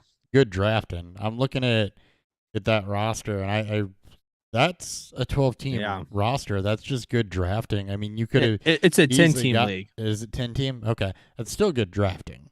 Yeah, it's still. It's definitely a fun team. Palmer, I'm guessing we're waiver wire pickups, so you're doing right things. I wouldn't get super concerned about the receivers yet. Mike Evans was just suspended, but he'll be fine as Denver's offense improves. Sutton's been the biggest benefactor even through the bad suspension. They really do need Godwin this week. Oh wait, no, he's back this week. Is he? He was suspended. He was suspended last week. Yeah, last week wasn't real to me.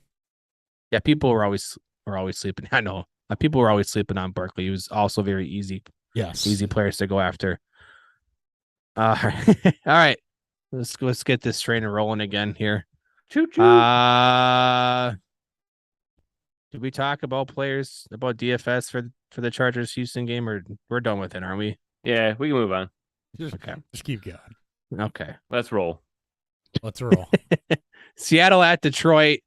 Detroit 4.5-point favorites. Look at that. Just keep moving on up. 48.5 is the game total. It's a lot of respect, I think, to Seattle. That's still a lot of points to be scored for an offense that's been pretty up and down. And they're giving up a lot of points. They are, but it's also Seattle. I like the Lions to bounce back cover here. This is a sneaky test. This is to show that off of a heartbreak loss, they can bounce back and still show that they're a team that's significantly better than the bottom of the barrel where Seattle is residing. I like Detroit this week. Swift, I know, is hurt, but Jamal Williams is a fine player as a backup. St. Brown hopefully will play. Otherwise, I'm still rolling Detroit here to cover. I would almost take the under. I don't believe in Seattle. I don't. I still don't. Maybe I need to open my eyes more, but I can't buy into that team. All right. DK Metcalf got us the schneid last week. finally hitting double-digit targets and a touchdown. This is another good matchup for Seattle's wide receivers to perform. Tyler Lockett has seen double-digit or near double-digit targets all 3 weeks. So, I certainly do like both of them. The Geno Smith stream, is Wentz was dropped and Geno picked up. And one of the questions we just answered, I do think that is a great call for this week. Lions are giving up a ton of points. And even riding with Rashad Penny, I think you can be fine with. But Seattle's wide receivers, I think, are both starts this week. Over on the Detroit side, Jared Goff is also a very, very good stream if he's still out there on the waiver wire. He's in line for another big week. St. Brown, keep an eye on him health-wise. And, Jamal Williams, but I also think TJ Hawkinson is probably in line for a little bit bigger of a workload with the Swift absence, taking over some of that vacated target volume. Hopper, you nailed it on me, man. Because for the same thing for DFS, I'm going both QBs. You got Geno Smith at 5,400. You got Jared Goff at 5,900. And then I like to sprinkle back in to even try to do like a mini sack with Goff and Hawkinson. With Amon-Ra St. Brown possibly more likely. It's looking like he's going to be out. There's going to be no DeAndre Swift. That dump off is going to be going to Hawkinson, I think, more. So I think Hawkinson's a nice sneaky start at $4,100 as a tight end. And then Lockett for sure too at 5,900. He's like that solid wide receiver too to play.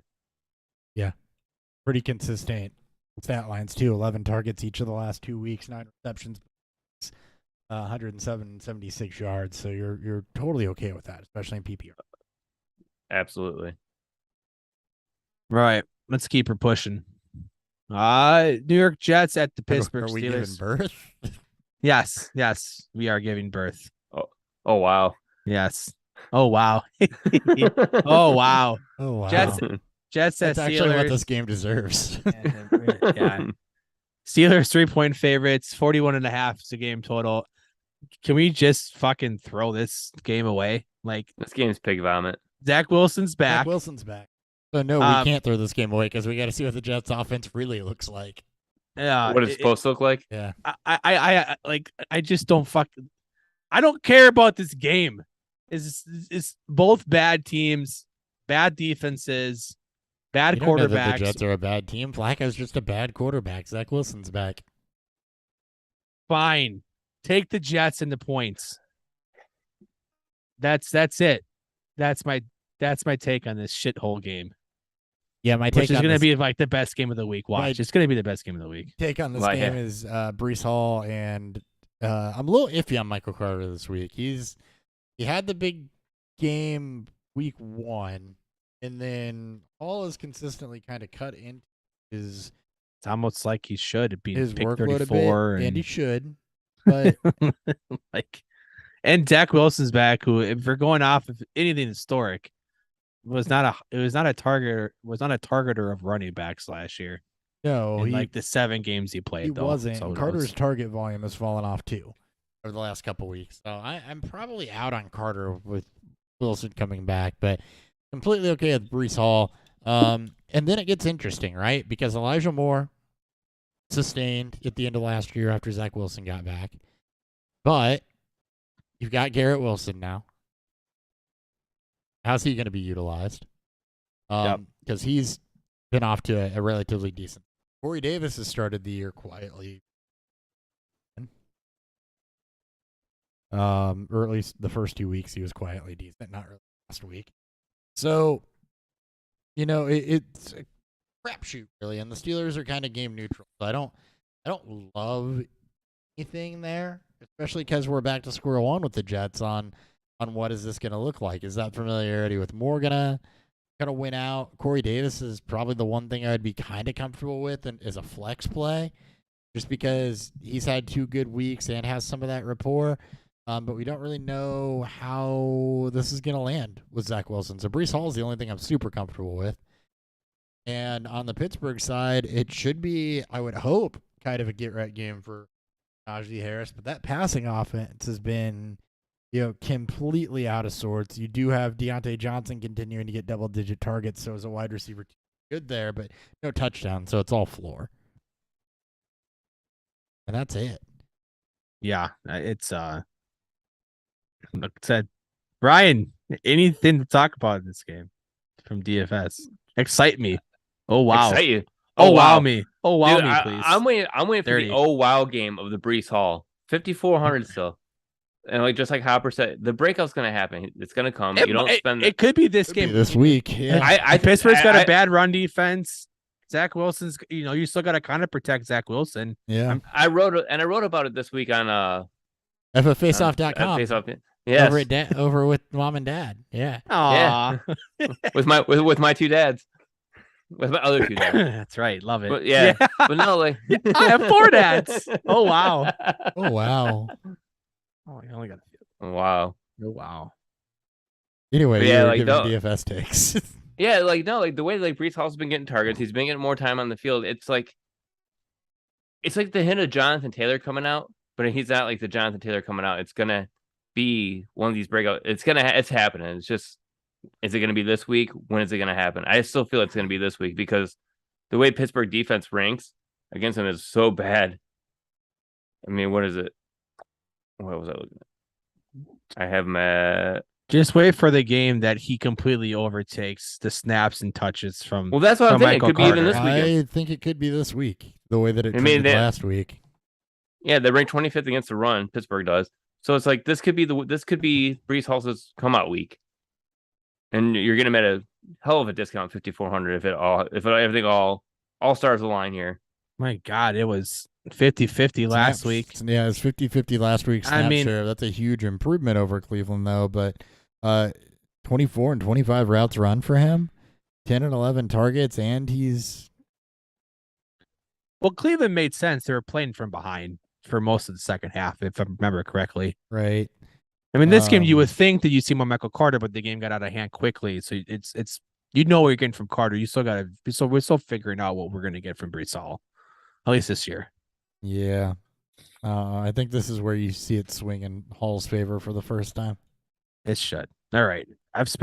We spent too much time. Way too long. Fuck this game. All right, let's go for a game that I think will excite all of us.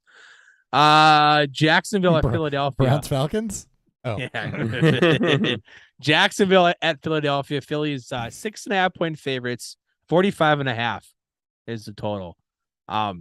True test for Lawrence. We're going to really see if this is where Lawrence is at. Tough road game, good overall team. Smash the fucking over. I'm trying to figure out why it's 45.5. Is there an injury that we're missing? You have one of the most prolific offenses right now in Philly, and Jacksonville is just on the rise at back-to-back strong weeks. Not anything significant. Devonta Smith has been kind of limited with a back injury, but no big players are hurt here. I mean, Kirk's fine, Lawrence fine, every running back's good to go, every quarterback's good to go. I guess this is Vegas being cautious with Lawrence on the road. It has to be it. I want the over. I still think Philly is going to beat them by more than 6.5, but that's still a lot of points for Jacksonville, who's been able to hang tough against teams this year so far. It's a Doug Peterson revenge game. It is. He didn't coach Jalen. But it was still internal promotions, though, right? So his staff. No. Wasn't it? I thought Nick Sirianni came from somewhere else. Hold on. I got it. You got it. But either way, this is one of the Pretty sure more. He was an internal bump up, though. I think you might be right. He was. He was Indy. He was Indy. Okay. But he was with Philly. He was with Frank Wright. Yeah. Who was with Doug Peterson. He was with Doug Peterson. So at his OC coaching tree. Yeah. And as we found out, it's not Frank Wright, it's Doug Peterson. And I think he went to Indy and then came back. Let me check Wikipedia for him. But I think he went to Indy from Philly. So yeah, Philly in the over. This one is a start all your players too. I don't know if you'll agree, Hopper, or not. Otherwise, if you don't, you'll change it. But I think this is also a stardom all player. DTN, James Robinson want them both. Obviously, Lawrence, Hurts, obviously, Brown, Smith if he's healthy, Goddard. everything. He did not Everything work under in. Peterson. He was under Reich, though. So Okay. Well, yeah. I think it was Peterson's offense during the 17 year. I don't think it was Frank Wright's offense, but either way. Either way. Do you agree with me? Start them all? Yeah, start them all. That's pretty inclusive. Yeah. So this is a budget Baltimore Buffalo game. Yeah. It's got to be. It can't be this expensive. I love the over. It's the Amazon Prime of games right now. What's that? It's the Amazon Prime of games. It's the Hulu of games. It just has everything you want in it at a low price. Yeah, just with a minute delay. Oh wow! All right, you got any DFS? Do you got any DFS highlights you want to throw out from this game?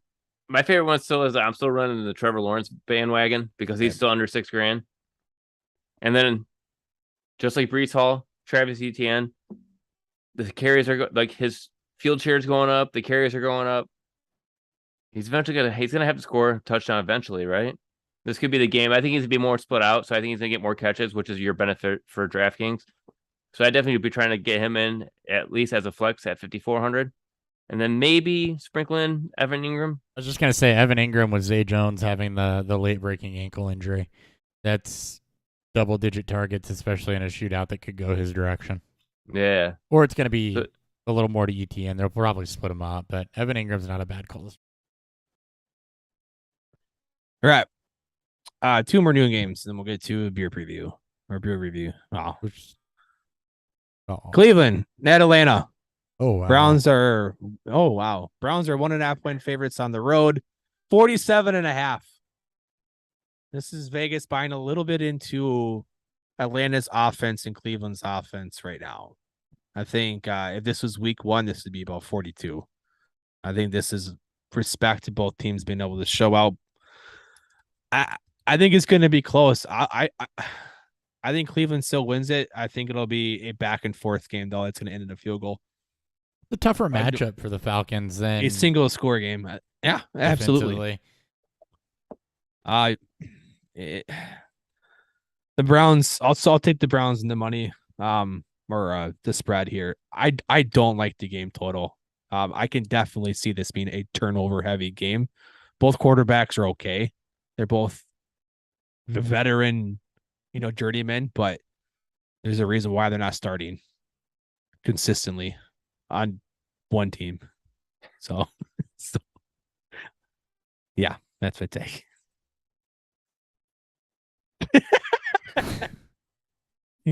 Oh wow. So it's a little bit tougher matchup for the Falcons, but they did hang with the Saints. They did hang with the Rams. So, I still like Mariota as a stream just because of the rushing upside, if nothing else. Patterson, you'll have to keep an eye on him on Sunday. What's going on with the knee there? Obviously Drake London's been very, very good, and I don't see anything here that's gonna make that. The Drake London's still going to be very, very good. Kyle Pitts finally had a game worth talking about last week, so can ride that. Njoku, big week last week. Really, Amari Cooper and Nick Chubb are the two that I want from Cleveland. Njoku's been very, very up and down, although Falcons giving up the second most points to tight ends right now, averaging 20.4 points a game. So, go ahead and start Njoku too. Have fun. Yeah. Go ahead and start Njoku in that one. Yeah. Ryan? It's kind of I was about to say, was Hopper reading my article there? Because it's almost sounded like that was word for word what I wrote. I had David Njoku in there this week for a breakout. $3,700. You can't go wrong at that price. Plus, last week he had 9 receptions off 10 targets. So the targets are increasing constantly. Atlanta ranks 31st against the tight end position, which Hopper already said. They also gave up 7 for 71 against Tyler Higbee a couple weeks ago. Sure, I mean, this is also, not the Rams offense, but Njoku serves more as the number 2 behind Amari Cooper than anyone else. Yeah. So if the Browns are playing comeback, if Cooper's covered, it should be Njoku getting the easy points. So that's what I like about him this week for 3,700. All right. Last noon game. Washington at Dallas. Dallas and Cooper Rush, 3-point favorites at home. 41.5 is the game total. Can both teams score 20 points in this game? Pretty sure they can. I think this game's going to remain close. I thought the same thing about the Giants, and they almost covered. I think the game almost went over. I see it in this game. Dallas's defense has improved. So this would be another true test for Washington to see what Wentz quarterback we get this week, I guess. But yeah, I mean, Dallas is winning in spite of everything. Right. It's they beat Cincy. You know, they had a tough grind-em-out game on Monday night against New York. It's Cooper Rush. It's Cooper Rush too. The offense isn't doing much. Just the defense is really, big time rush. It's big time rush. Big time rush. That's all I'd said. I got nothing. It's big time. No. I'm staying clear of Washington, given Dallas's improvement. I mean, Antonio Gibson I'll play because he's a starting running back without a lot of competition right now. But I'm staying clear of the Commanders' offense. Dallas just 16.1 points a game to the quarterback right now. Doesn't bode well for Wentz coming off of a bad performance last week. Dotson's been very touchdown dependent. Samuel's getting most of the targets, but hasn't really put together much more than a floor game right now. So, and McLaurin's been relatively inconsistent, dating back even to last year. 58, 75, 102. So quietly good last week against Philly. But I think that, yeah. I mean, you can probably play. Okay, I'm getting wishy-washy. You can play McLaurin and Samuel, just given the target volume and the fact that I expect Washington to be playing from behind. Stay clear of Dotson. He's too touchdown dependent. You're good with Gibson. Stay clear of Wentz, just because Dallas has been good against wide receivers. But I do like the target volume that McLaurin and Samuel are getting, even if I think it's going to be more floor games for both. On the other side of this with Dallas, the Commanders are giving up a ton to the wide receivers. It's good for CeeDee Lamb. Where it gets a little iffy is, what's going to you still have Cooper Rush in there and what's going on at the wide receiver 2 position.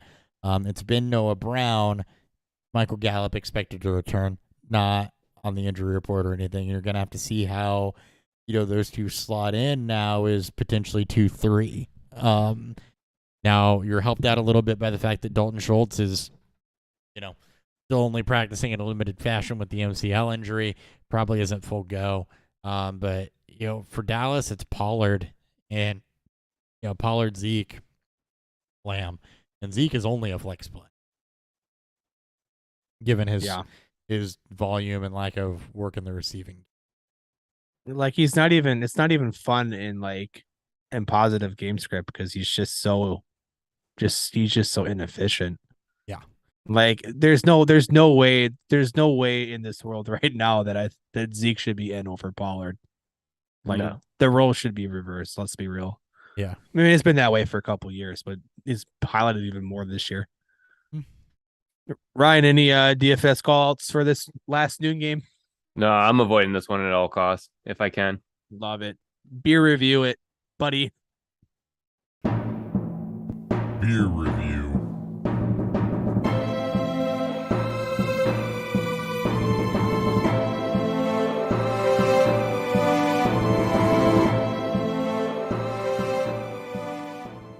All right, I'm out, so I got to go off of memory here. I was say, did you run out? Unani. They're amber Belgian style pale ale. Got the malty character that I would expect. It's very bready with a little bit of caramely sweetness off of it. Fruit character definitely comes out again as is expected in Belgian beers. The esters are definitely there. Definitely more pear and apple than banana. So it does lean a little bit towards the fruity side, but with a good supporting malt backbone. Low hop character. It's just a little bit of floral hops there. Just really to kind of support it from being too overly sweet with the malt and the fruity notes. Very, very easy drinking. Light body, not cloying, no perceptible alcohol warmth. Very, very good beer. I kind of wish I'd bought more than just the one pack. Everything from these guys is good, though. If you ever get the chance to stumble into them somewhere, I've not had a bad beer from Union.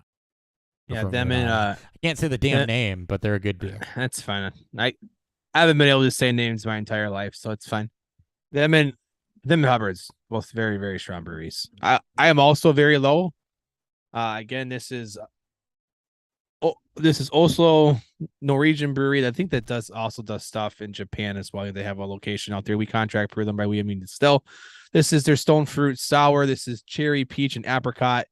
This is very, very light color, very, very kind of light in the flavor profile. It's not bold in either direction. It's very subtle. It's very kind of just easy drinking. It's not tart at all. It's a really good summertime beer, and unfortunately we're closing out of the warm weather here, but if you're looking for just something soft and subtle, if for some reason you can find this beer out, give it a shot. I'm excited to try more from this out of country brewery. Ryan, the Sam Adams review once again. Remind the folks of the same thing you said last week of the Oktoberfest and how hearty and smooth it is. I get a nice caramel hint off it. I don't know about you guys when you drink Oktoberfest. Do you ever get the caramel hint? Yep, that's a very popular note. Yeah, and it's smooth. It's not heavy. I don't know. It's just something I like to go to. That's why I have it 2 weeks in a row now. You're just so excited. You just had to put it back on. I had to bring it back with me. All right, we're gonna jump right into this bad boy. Hopper will be hopefully back in time. Arizona at Carolina. Carolina at home. The Panthers are 1.5 point favorites. Baker Mayfield Panthers are 1.5 points at home against the Cardinals. 43.5 is the game total. You doing all right there, big guy? Yeah, I had to pee and get another beer. Okay. Just a little shocked that the Panthers are favorite against the Cardinals this week. And since I poured it out of my key off. So okay. Took a little bit longer than normal. It's okay. I just missed you so much. Again, Panthers 1.5 point favorites at home against the Cardinals. 43.5 is the game total. Staying away from the total. I don't trust either offense. I kind of like the Panthers still. The Cardinals have been a shell of themselves compared to last year and the last couple of years. Really, both teams are banged up a bit. The Cardinals are missing a lot of players on offense, and it's just right now more than like what you should do is just avoid this game. This is not a game that you should be putting any significant money on. That's it. Yeah. Oh, wait. Sorry. I'm sitting over here talking on with the mic off. That doesn't work. No. Did you hear what I said about what took me so long? I don't think the mic was off all the way. No. I heard you a little bit. Okay, cool. Anyway, Christian McCaffrey's dealing with a thigh issue, so you're going to have to pay close attention to that. And outside of that, the Panthers really haven't had anything fantasy relevant going on offense outside of Robbie Anderson week 1. There's nobody catching passes for him. There's not target volume going around. It's been pretty disappointing there. From a fantasy perspective for the Cardinals, you've mostly had Greg Dortch doing that, but they're going up against a really, really good defense, which is why the Panthers are in games, is because of that good defense. So, I don't love anything from this. I think that, you're going to see the Cardinals trapped a little bit. Greg Dortch is going to hit a floor, which that floor could drop him out of top wide receiver 3 areas because he's not a super high ceiling guy, even though he's been performing. And, James Conner is the only other option here, and I think you're going to hit floor there too, and he's also dealing with injuries. So we'll know more about this game on Sunday, but this is a game that I want to steer clear of. Cardinals offense has been out of sync. Murray should be fine as a top 12 quarterback, but I don't expect to blow up on either end here, and the Panthers have just been absolutely atrocious outside of Christian McCaffrey for fantasy value. Yeah, that's Ryan. Anything to add for DFS wise? I think it's gonna be hard. It's gonna be hard pretty to stomach, chalk. Yeah, but I think like DJ Moore at best for the Panthers at 5,300. It's like he leads the team in targets. He's had 6 targets every game so far this season. It just he hasn't done anything with them. Baker hasn't utilized them in this play school offense that is ran by Matt Rule. And then the Arizona side, actually, I like Zach Ertz at 4,700 because since week 1, he's seen no less than 10 targets. He had 10 targets in week 2, 11 targets in week 3. So definitely. And for tight ends, yeah. Yeah. So it's like, as long as Hopkins is out, I almost feel like Ertz at 4,700 is a hell of a nice play. Now, the Cardinals are giving up the most points to the tight end, since you bring up tight ends, and I try to forget about them. I just don't know who you target on the Panthers side with that. And on the flip side of that, the Panthers have good safeties. They're 25th in points allowed with 7. So, I mean, I think there's pieces here. I just think they're floor, but I like the price on Ertz a lot with that target volume since you're just looking for floor out of your tight ends anyway. All right. Denver at Vegas. Raiders. On paper, this should be a lot better. Yeah. Just wait. Raiders are 2.5-point favorites at home. Yeah. 45 and a half is the game total. If there's ever a game to see this total get smashed over, this is the week. Mid 40 pricing. We're still waiting for Denver to take that true lift off on offense. The Raiders have a terrible defense. It's got to be that game. I like Denver just to flat out win this. So I'll take Denver money line. I like the 2.5 points being given to me even more, and I'm smashing the over. This and the Jacksonville and Philly game are my 2 favorite overplays this week. You can definitely see some fireworks from this game. So I don't know if it's the true start of them all, but because Denver's defense is very, very good. It is. But you have the makings of if Denver's offense gets going, the Raiders have enough firepower on offense to at least somewhat keep up. Yeah. And push this over. And that's the if, right? If Denver's offense gets going, and that's the big if. Yep. Now, Melvin Gordon dealing with a neck injury, that's tricky. It is a late game, but I guess for Javonte Williams, our owners, you're starting him, or managers, sorry, I apologize. Old habits die hard sometimes. For Javonte Williams managers, you're starting him anyway, and it only goes up without Melvin Gordon. For Melvin Gordon managers, you're probably not starting him anyway, so there's not that much of a shift there. But that is one thing to point out, is that you could have a big week from Javonte Williams. We'll know more before this game kicks off with Melvin Gordon's health. Flip side of this, Courtland Sutton's been good. And I do trust him, especially against this Raiders defense. This should serve as a get-right game. He's had double-digit targets each of the last 2 weeks. Been up over 90 yards for both of those. Jerry Jeudy, not so much since week 1. His target volume has fallen off. His receptions have fallen off. He's failed to break 20 yards. So you're really just looking at Courtland Sutton on this one. God, this offense needs to get going. Jesus Christ, Jeudy. Oofta. It's really just Courtland Sutton, Javonte Williams. And, Russell Wilson, again, he's managed to at least not give you total duds, but it's definitely not what you picked up, and it's not above replacement level. And I think you can still do better above replacement level. However, if you got to start Russell Wilson, the Raiders' defense should be, it should be a get-right game, but you started off slow against Houston and Seattle, which are not bad. So I think Russell Wilson, you put him in timeout unless you just really can't do anything better. Which I honestly, in home leagues, that might be the case. Like, if you're gonna play him at all, like, this is a perfect matchup for him to kind of, like, this would be the matchup you look at and go, okay, if this team's gonna, if he's gonna be productive this year, it should start with this game. Well, if he's not productive in this game, then it's even more conversations to be had, because this is a very favorable matchup. Well, it should, but Seattle and Houston should have been that too. And yeah, exactly. Except fine, we're now three games into the year.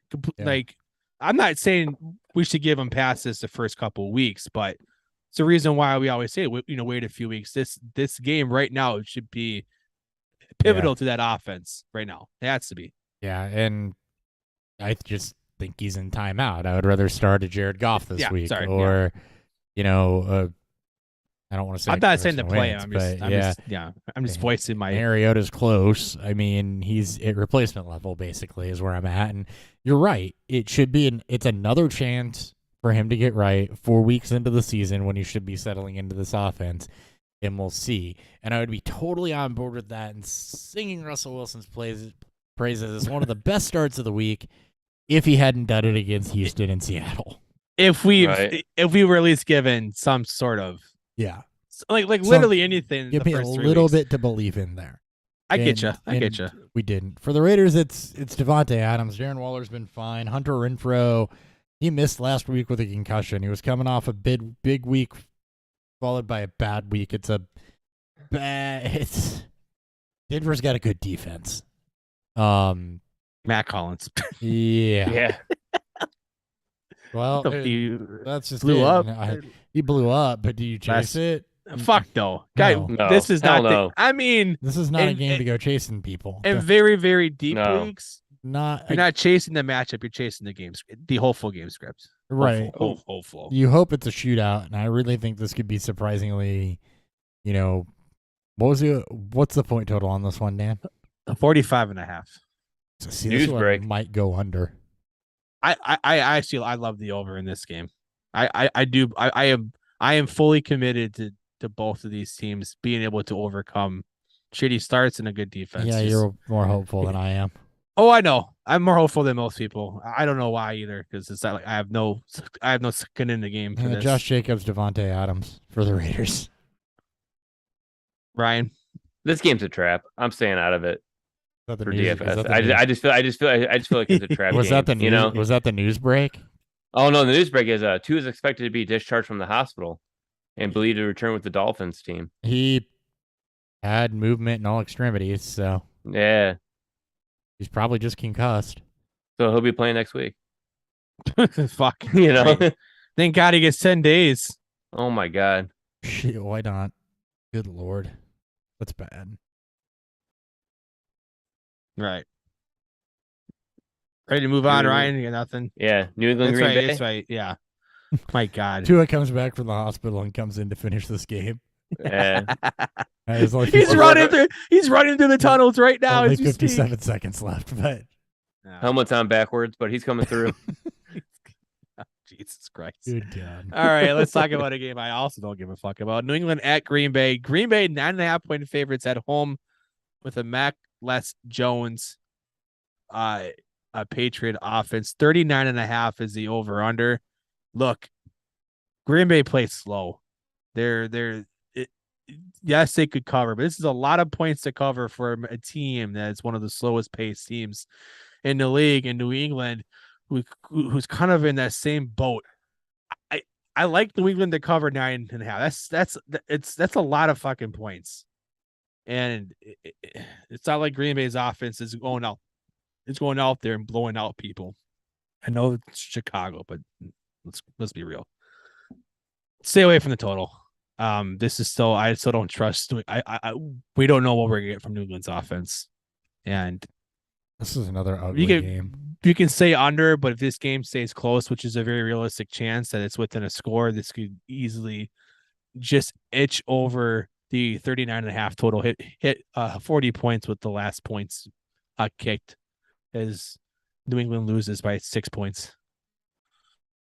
Yeah, and it's Brian Hoyer starting this one. I guarantee it. So this is the God. This is ugly. Right. ugly. Is there anybody you're playing from New England? Like the running back splits are still very much. Is there anybody I'm playing from New England? I mean, I don't think so. I mean, I'm gonna have Myers. No, not even. No, he's coming off. He's still limited in practice, coming off the knee injury with Brian Hoyer. No, Packers have been decent against the running backs in both facets. I mean, I guess Damien Harris, because I expect him to try to lean on him. And I'm okay with him and Stevenson both as flex players because I think they're going to have to throw. And if there's one thing Brian Hoyer can do, it's check it down. So I guess both New England backs can have flex value. I don't love anything in this game on either side. The Patriots are also in their own right good against the run. They're right there with the Packers. They're near the bottom in yards allowed. So, and with Jones and Dillon eating into each other's workload, I think they're also just both very, very floor RB2 type plays.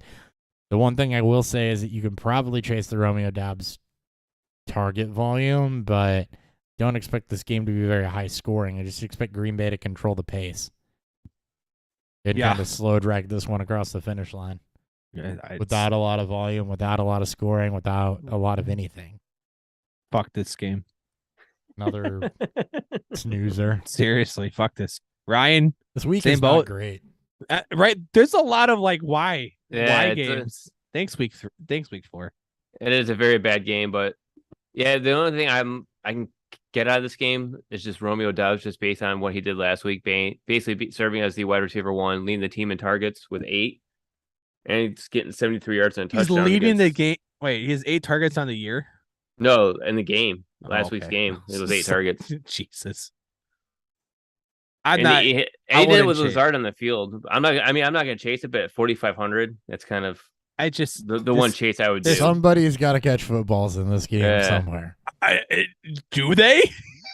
I mean, it might only be 4 of them. This could literally be like, it won't be like the game last year between Buffalo and New England. But if you look at the cost though, like at 4,500, and look around what's around Romeo Doubs, you can see like, oh, okay, yeah, it's not really that much.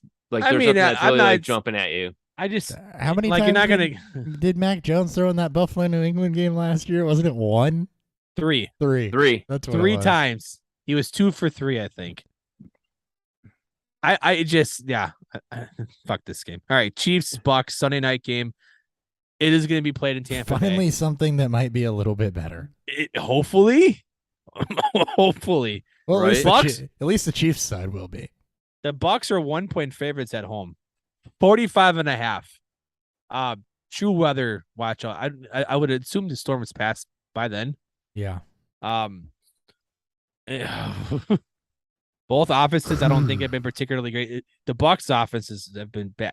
They've been missing all their key players on offense. The Chiefs just haven't needed to do much outside of week 1. They didn't need to do too much against the Chargers. I'm not saying Mahomes is doing it by chance, and this is a game where he's going to want to get his revenge against Brady. But I don't love this game. This is a sit and watch because I think the spreads could move. The over-unders could definitely move if the weather looks to be vastly improved by kickoff. Just that's a true watch. But from a pure betting, I'm waiting and just probably avoiding this game. Fournette, Evans if he plays, or Godwin if he plays, Evans if he doesn't. Maybe Evans anyway, because they're gonna have to play from behind. So Bucks wide receivers are fine. Chiefs are 8th in points allowed. So I mean they're right in that clump of people that are giving up 20 plus to the running back. So totally fine with Fournette. Chiefs are where are they at against the pass? Middle of the road. So yeah, you can start Evans or Godwin. I'm so iffy on Godwin though. I don't think they should be playing him just yet. I hope they don't. It's an ugly 2-1 for Tampa Bay too. Yeah, it really is. It's not pretty for them at all. You can play one of them, but it's not going to be. If I like Juju on the Chiefs side, obviously Kelsey, but Juju Smith-Schuster is the other guy I like. You look at where the Bucs have given up their points, and it has been the middle of the field to wide receivers, which is where Juju's going to play. So I am totally on board with that one. The backs for Kansas City, we mentioned it way earlier in the show, where McKinnon's out-snapping Edwards-Helaire. Edwards-Helaire is getting a lot of the volume. Bucs are good against the run. I would avoid it if you can. You've got, both New England, both Green Bay backs that I think are potentially better options than the Kansas City backs. It's ugly. Ryan, single game matchup with the captain spot. anything to take away from this game? Not really. The obvious when you're trying to go with the studs, I'd be going more the Kansas City side than I would be Tampa Bay side. Yeah, I agree. Maybe you build your Chiefs lineup with the Mike Evans run back. Absolutely. Yeah, I was just gonna say that. where it's at. I do like Fournette run back because I do agree with Hopper there. I think Fournette's going to have a high target game. Oh, yeah, absolutely that. Dude, they did say they want to get Rashad White more involved, but you can't chase that. He had 3 snaps last week. I mean, more involved more could be is 10 more snaps. like more involved could be maybe an actual touch. One other call out on this one, though. If you've been benching Brady, this is a good game to start him because it should be positive game script for Tampa Bay's passing game. Yeah, you'd hope. All right, final game Monday night. Rams at the Niners. 1.5 point favorites to Jimmy G. Niners. 42.5 game total. Vegas just does not love game totals this week. I think we've had one game. We've had 2 games at 50 or more, and it's just been very low 40s the rest of the way. Can I get another game with a struggling offense against a good defense, please? God, don't have enough of those this week. It's just like, did we just not learn our lesson with Dallas and New York on Monday night? Like, for fuck's sake, the guys. name of this week is we got struggling offenses that should be good going up against defenses that are good, and we'll see what happens. I just don't. I don't. That's my thoughts. That's literally my thoughts right now. That's the best on thought. this. Because there's, from a betting standpoint, there's just like you want to get like this should be a more exciting game, right? On paper, when they wrote this game down way back in May or whatever, they did the schedule as this was a circled great Monday night game finally, and we're in week 4. The Rams offense is very much struggling. Trey Lance is out for the year, and the Niners are pretty neutered with Garoppolo. Fuck it, I don't know. Punt this week. This week sucks. So, yeah. Oh wow! I'm gonna try to find some. Yeah. Oh wow! I'm out. I'll try to find some linings here. Deebo Samuel's gonna get his normal split usage, and the Rams have been bad against wide receivers. They've been better against the run, but they get very, very creative with Deebo. I'm actually more comfortable evaluating the 49ers with Jimmy Garoppolo because I know what to expect. Brandon Ayuk saw 8 targets last week, 8 targets the week before. He's going to be involved. And again, the Rams have been bad against wide receivers. So I do think you can start both 49ers both 49ers wide receivers. Now, Jeff Wilson, I'm very, very iffy on. Rams have been much improved against the run. And, I think we talked about it last week, Ryan, before you got into the game. You were heavy on Jeff Wilson, and he did kind of what I thought he would. 75 yards, no touchdowns. 84.5 yards, no touchdowns. That's fine for RB2.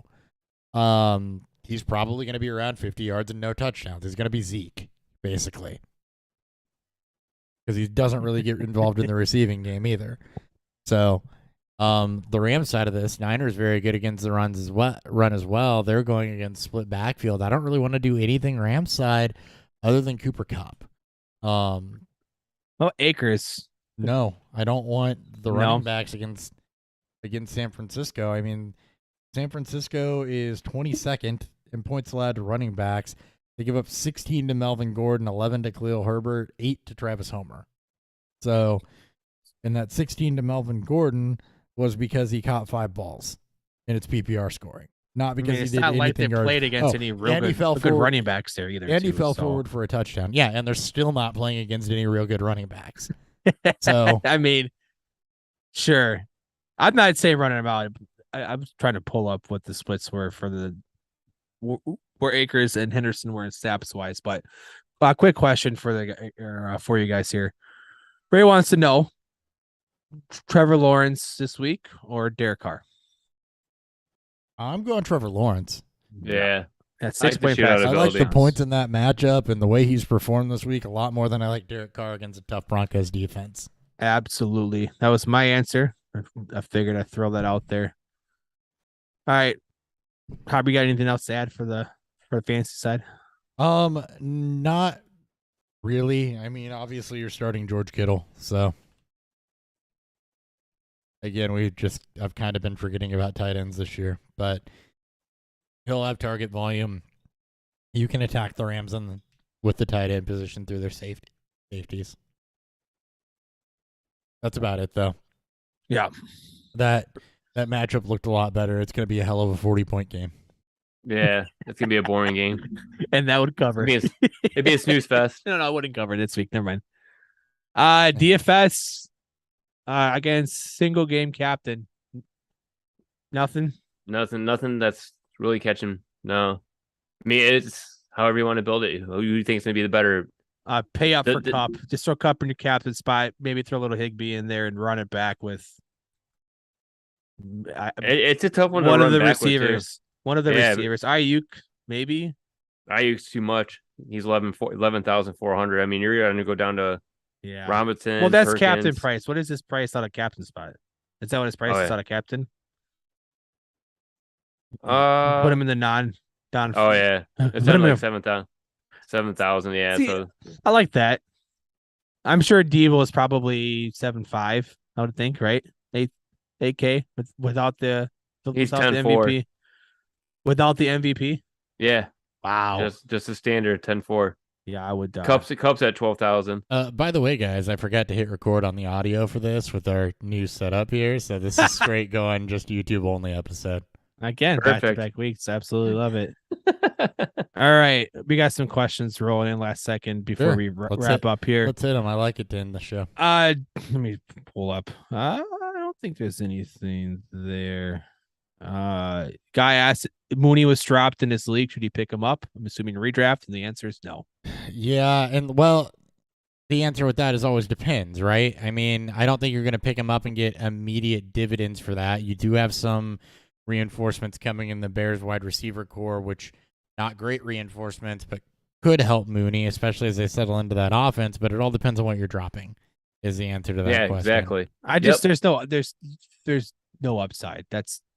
I don't agree that there's no upside with what he's done over the last 2 years. They don't pass in that offense. Yeah, they don't do anything. There's no chance to have upside. They haven't passed. It's not his choice. They haven't passed. It's offense choice. They haven't passed yet. I mean, the receivers are freaking Dante Pettis and Equinemius St. Brown. Yeah. I mean, you gotta. Do you really think N'Keal Harry's gonna draw number one coverage? So, no. Well, somebody's got to draw number one coverage. Mooney shouldn't be. It shouldn't be Mooney, but it might be. They got to get more creative. They got to get more creative with Mooney. Mooney should not be. He should be moving around the line. They need to just yak opportunities. This guy's got blazing speed. It just depends on who you're rostering, how deep your league is, and what you're dropping to give it up. Do you have to go out and roster Darnell Mooney? No, absolutely not. Are there leagues that I play in where if Darnell Mooney got dropped, I would be sprinting to pick him up? Yeah, absolutely, because they're because they're that deep. So in deep leagues, yes. In shallow leagues, you probably don't need to. Ryan, quickly your thought.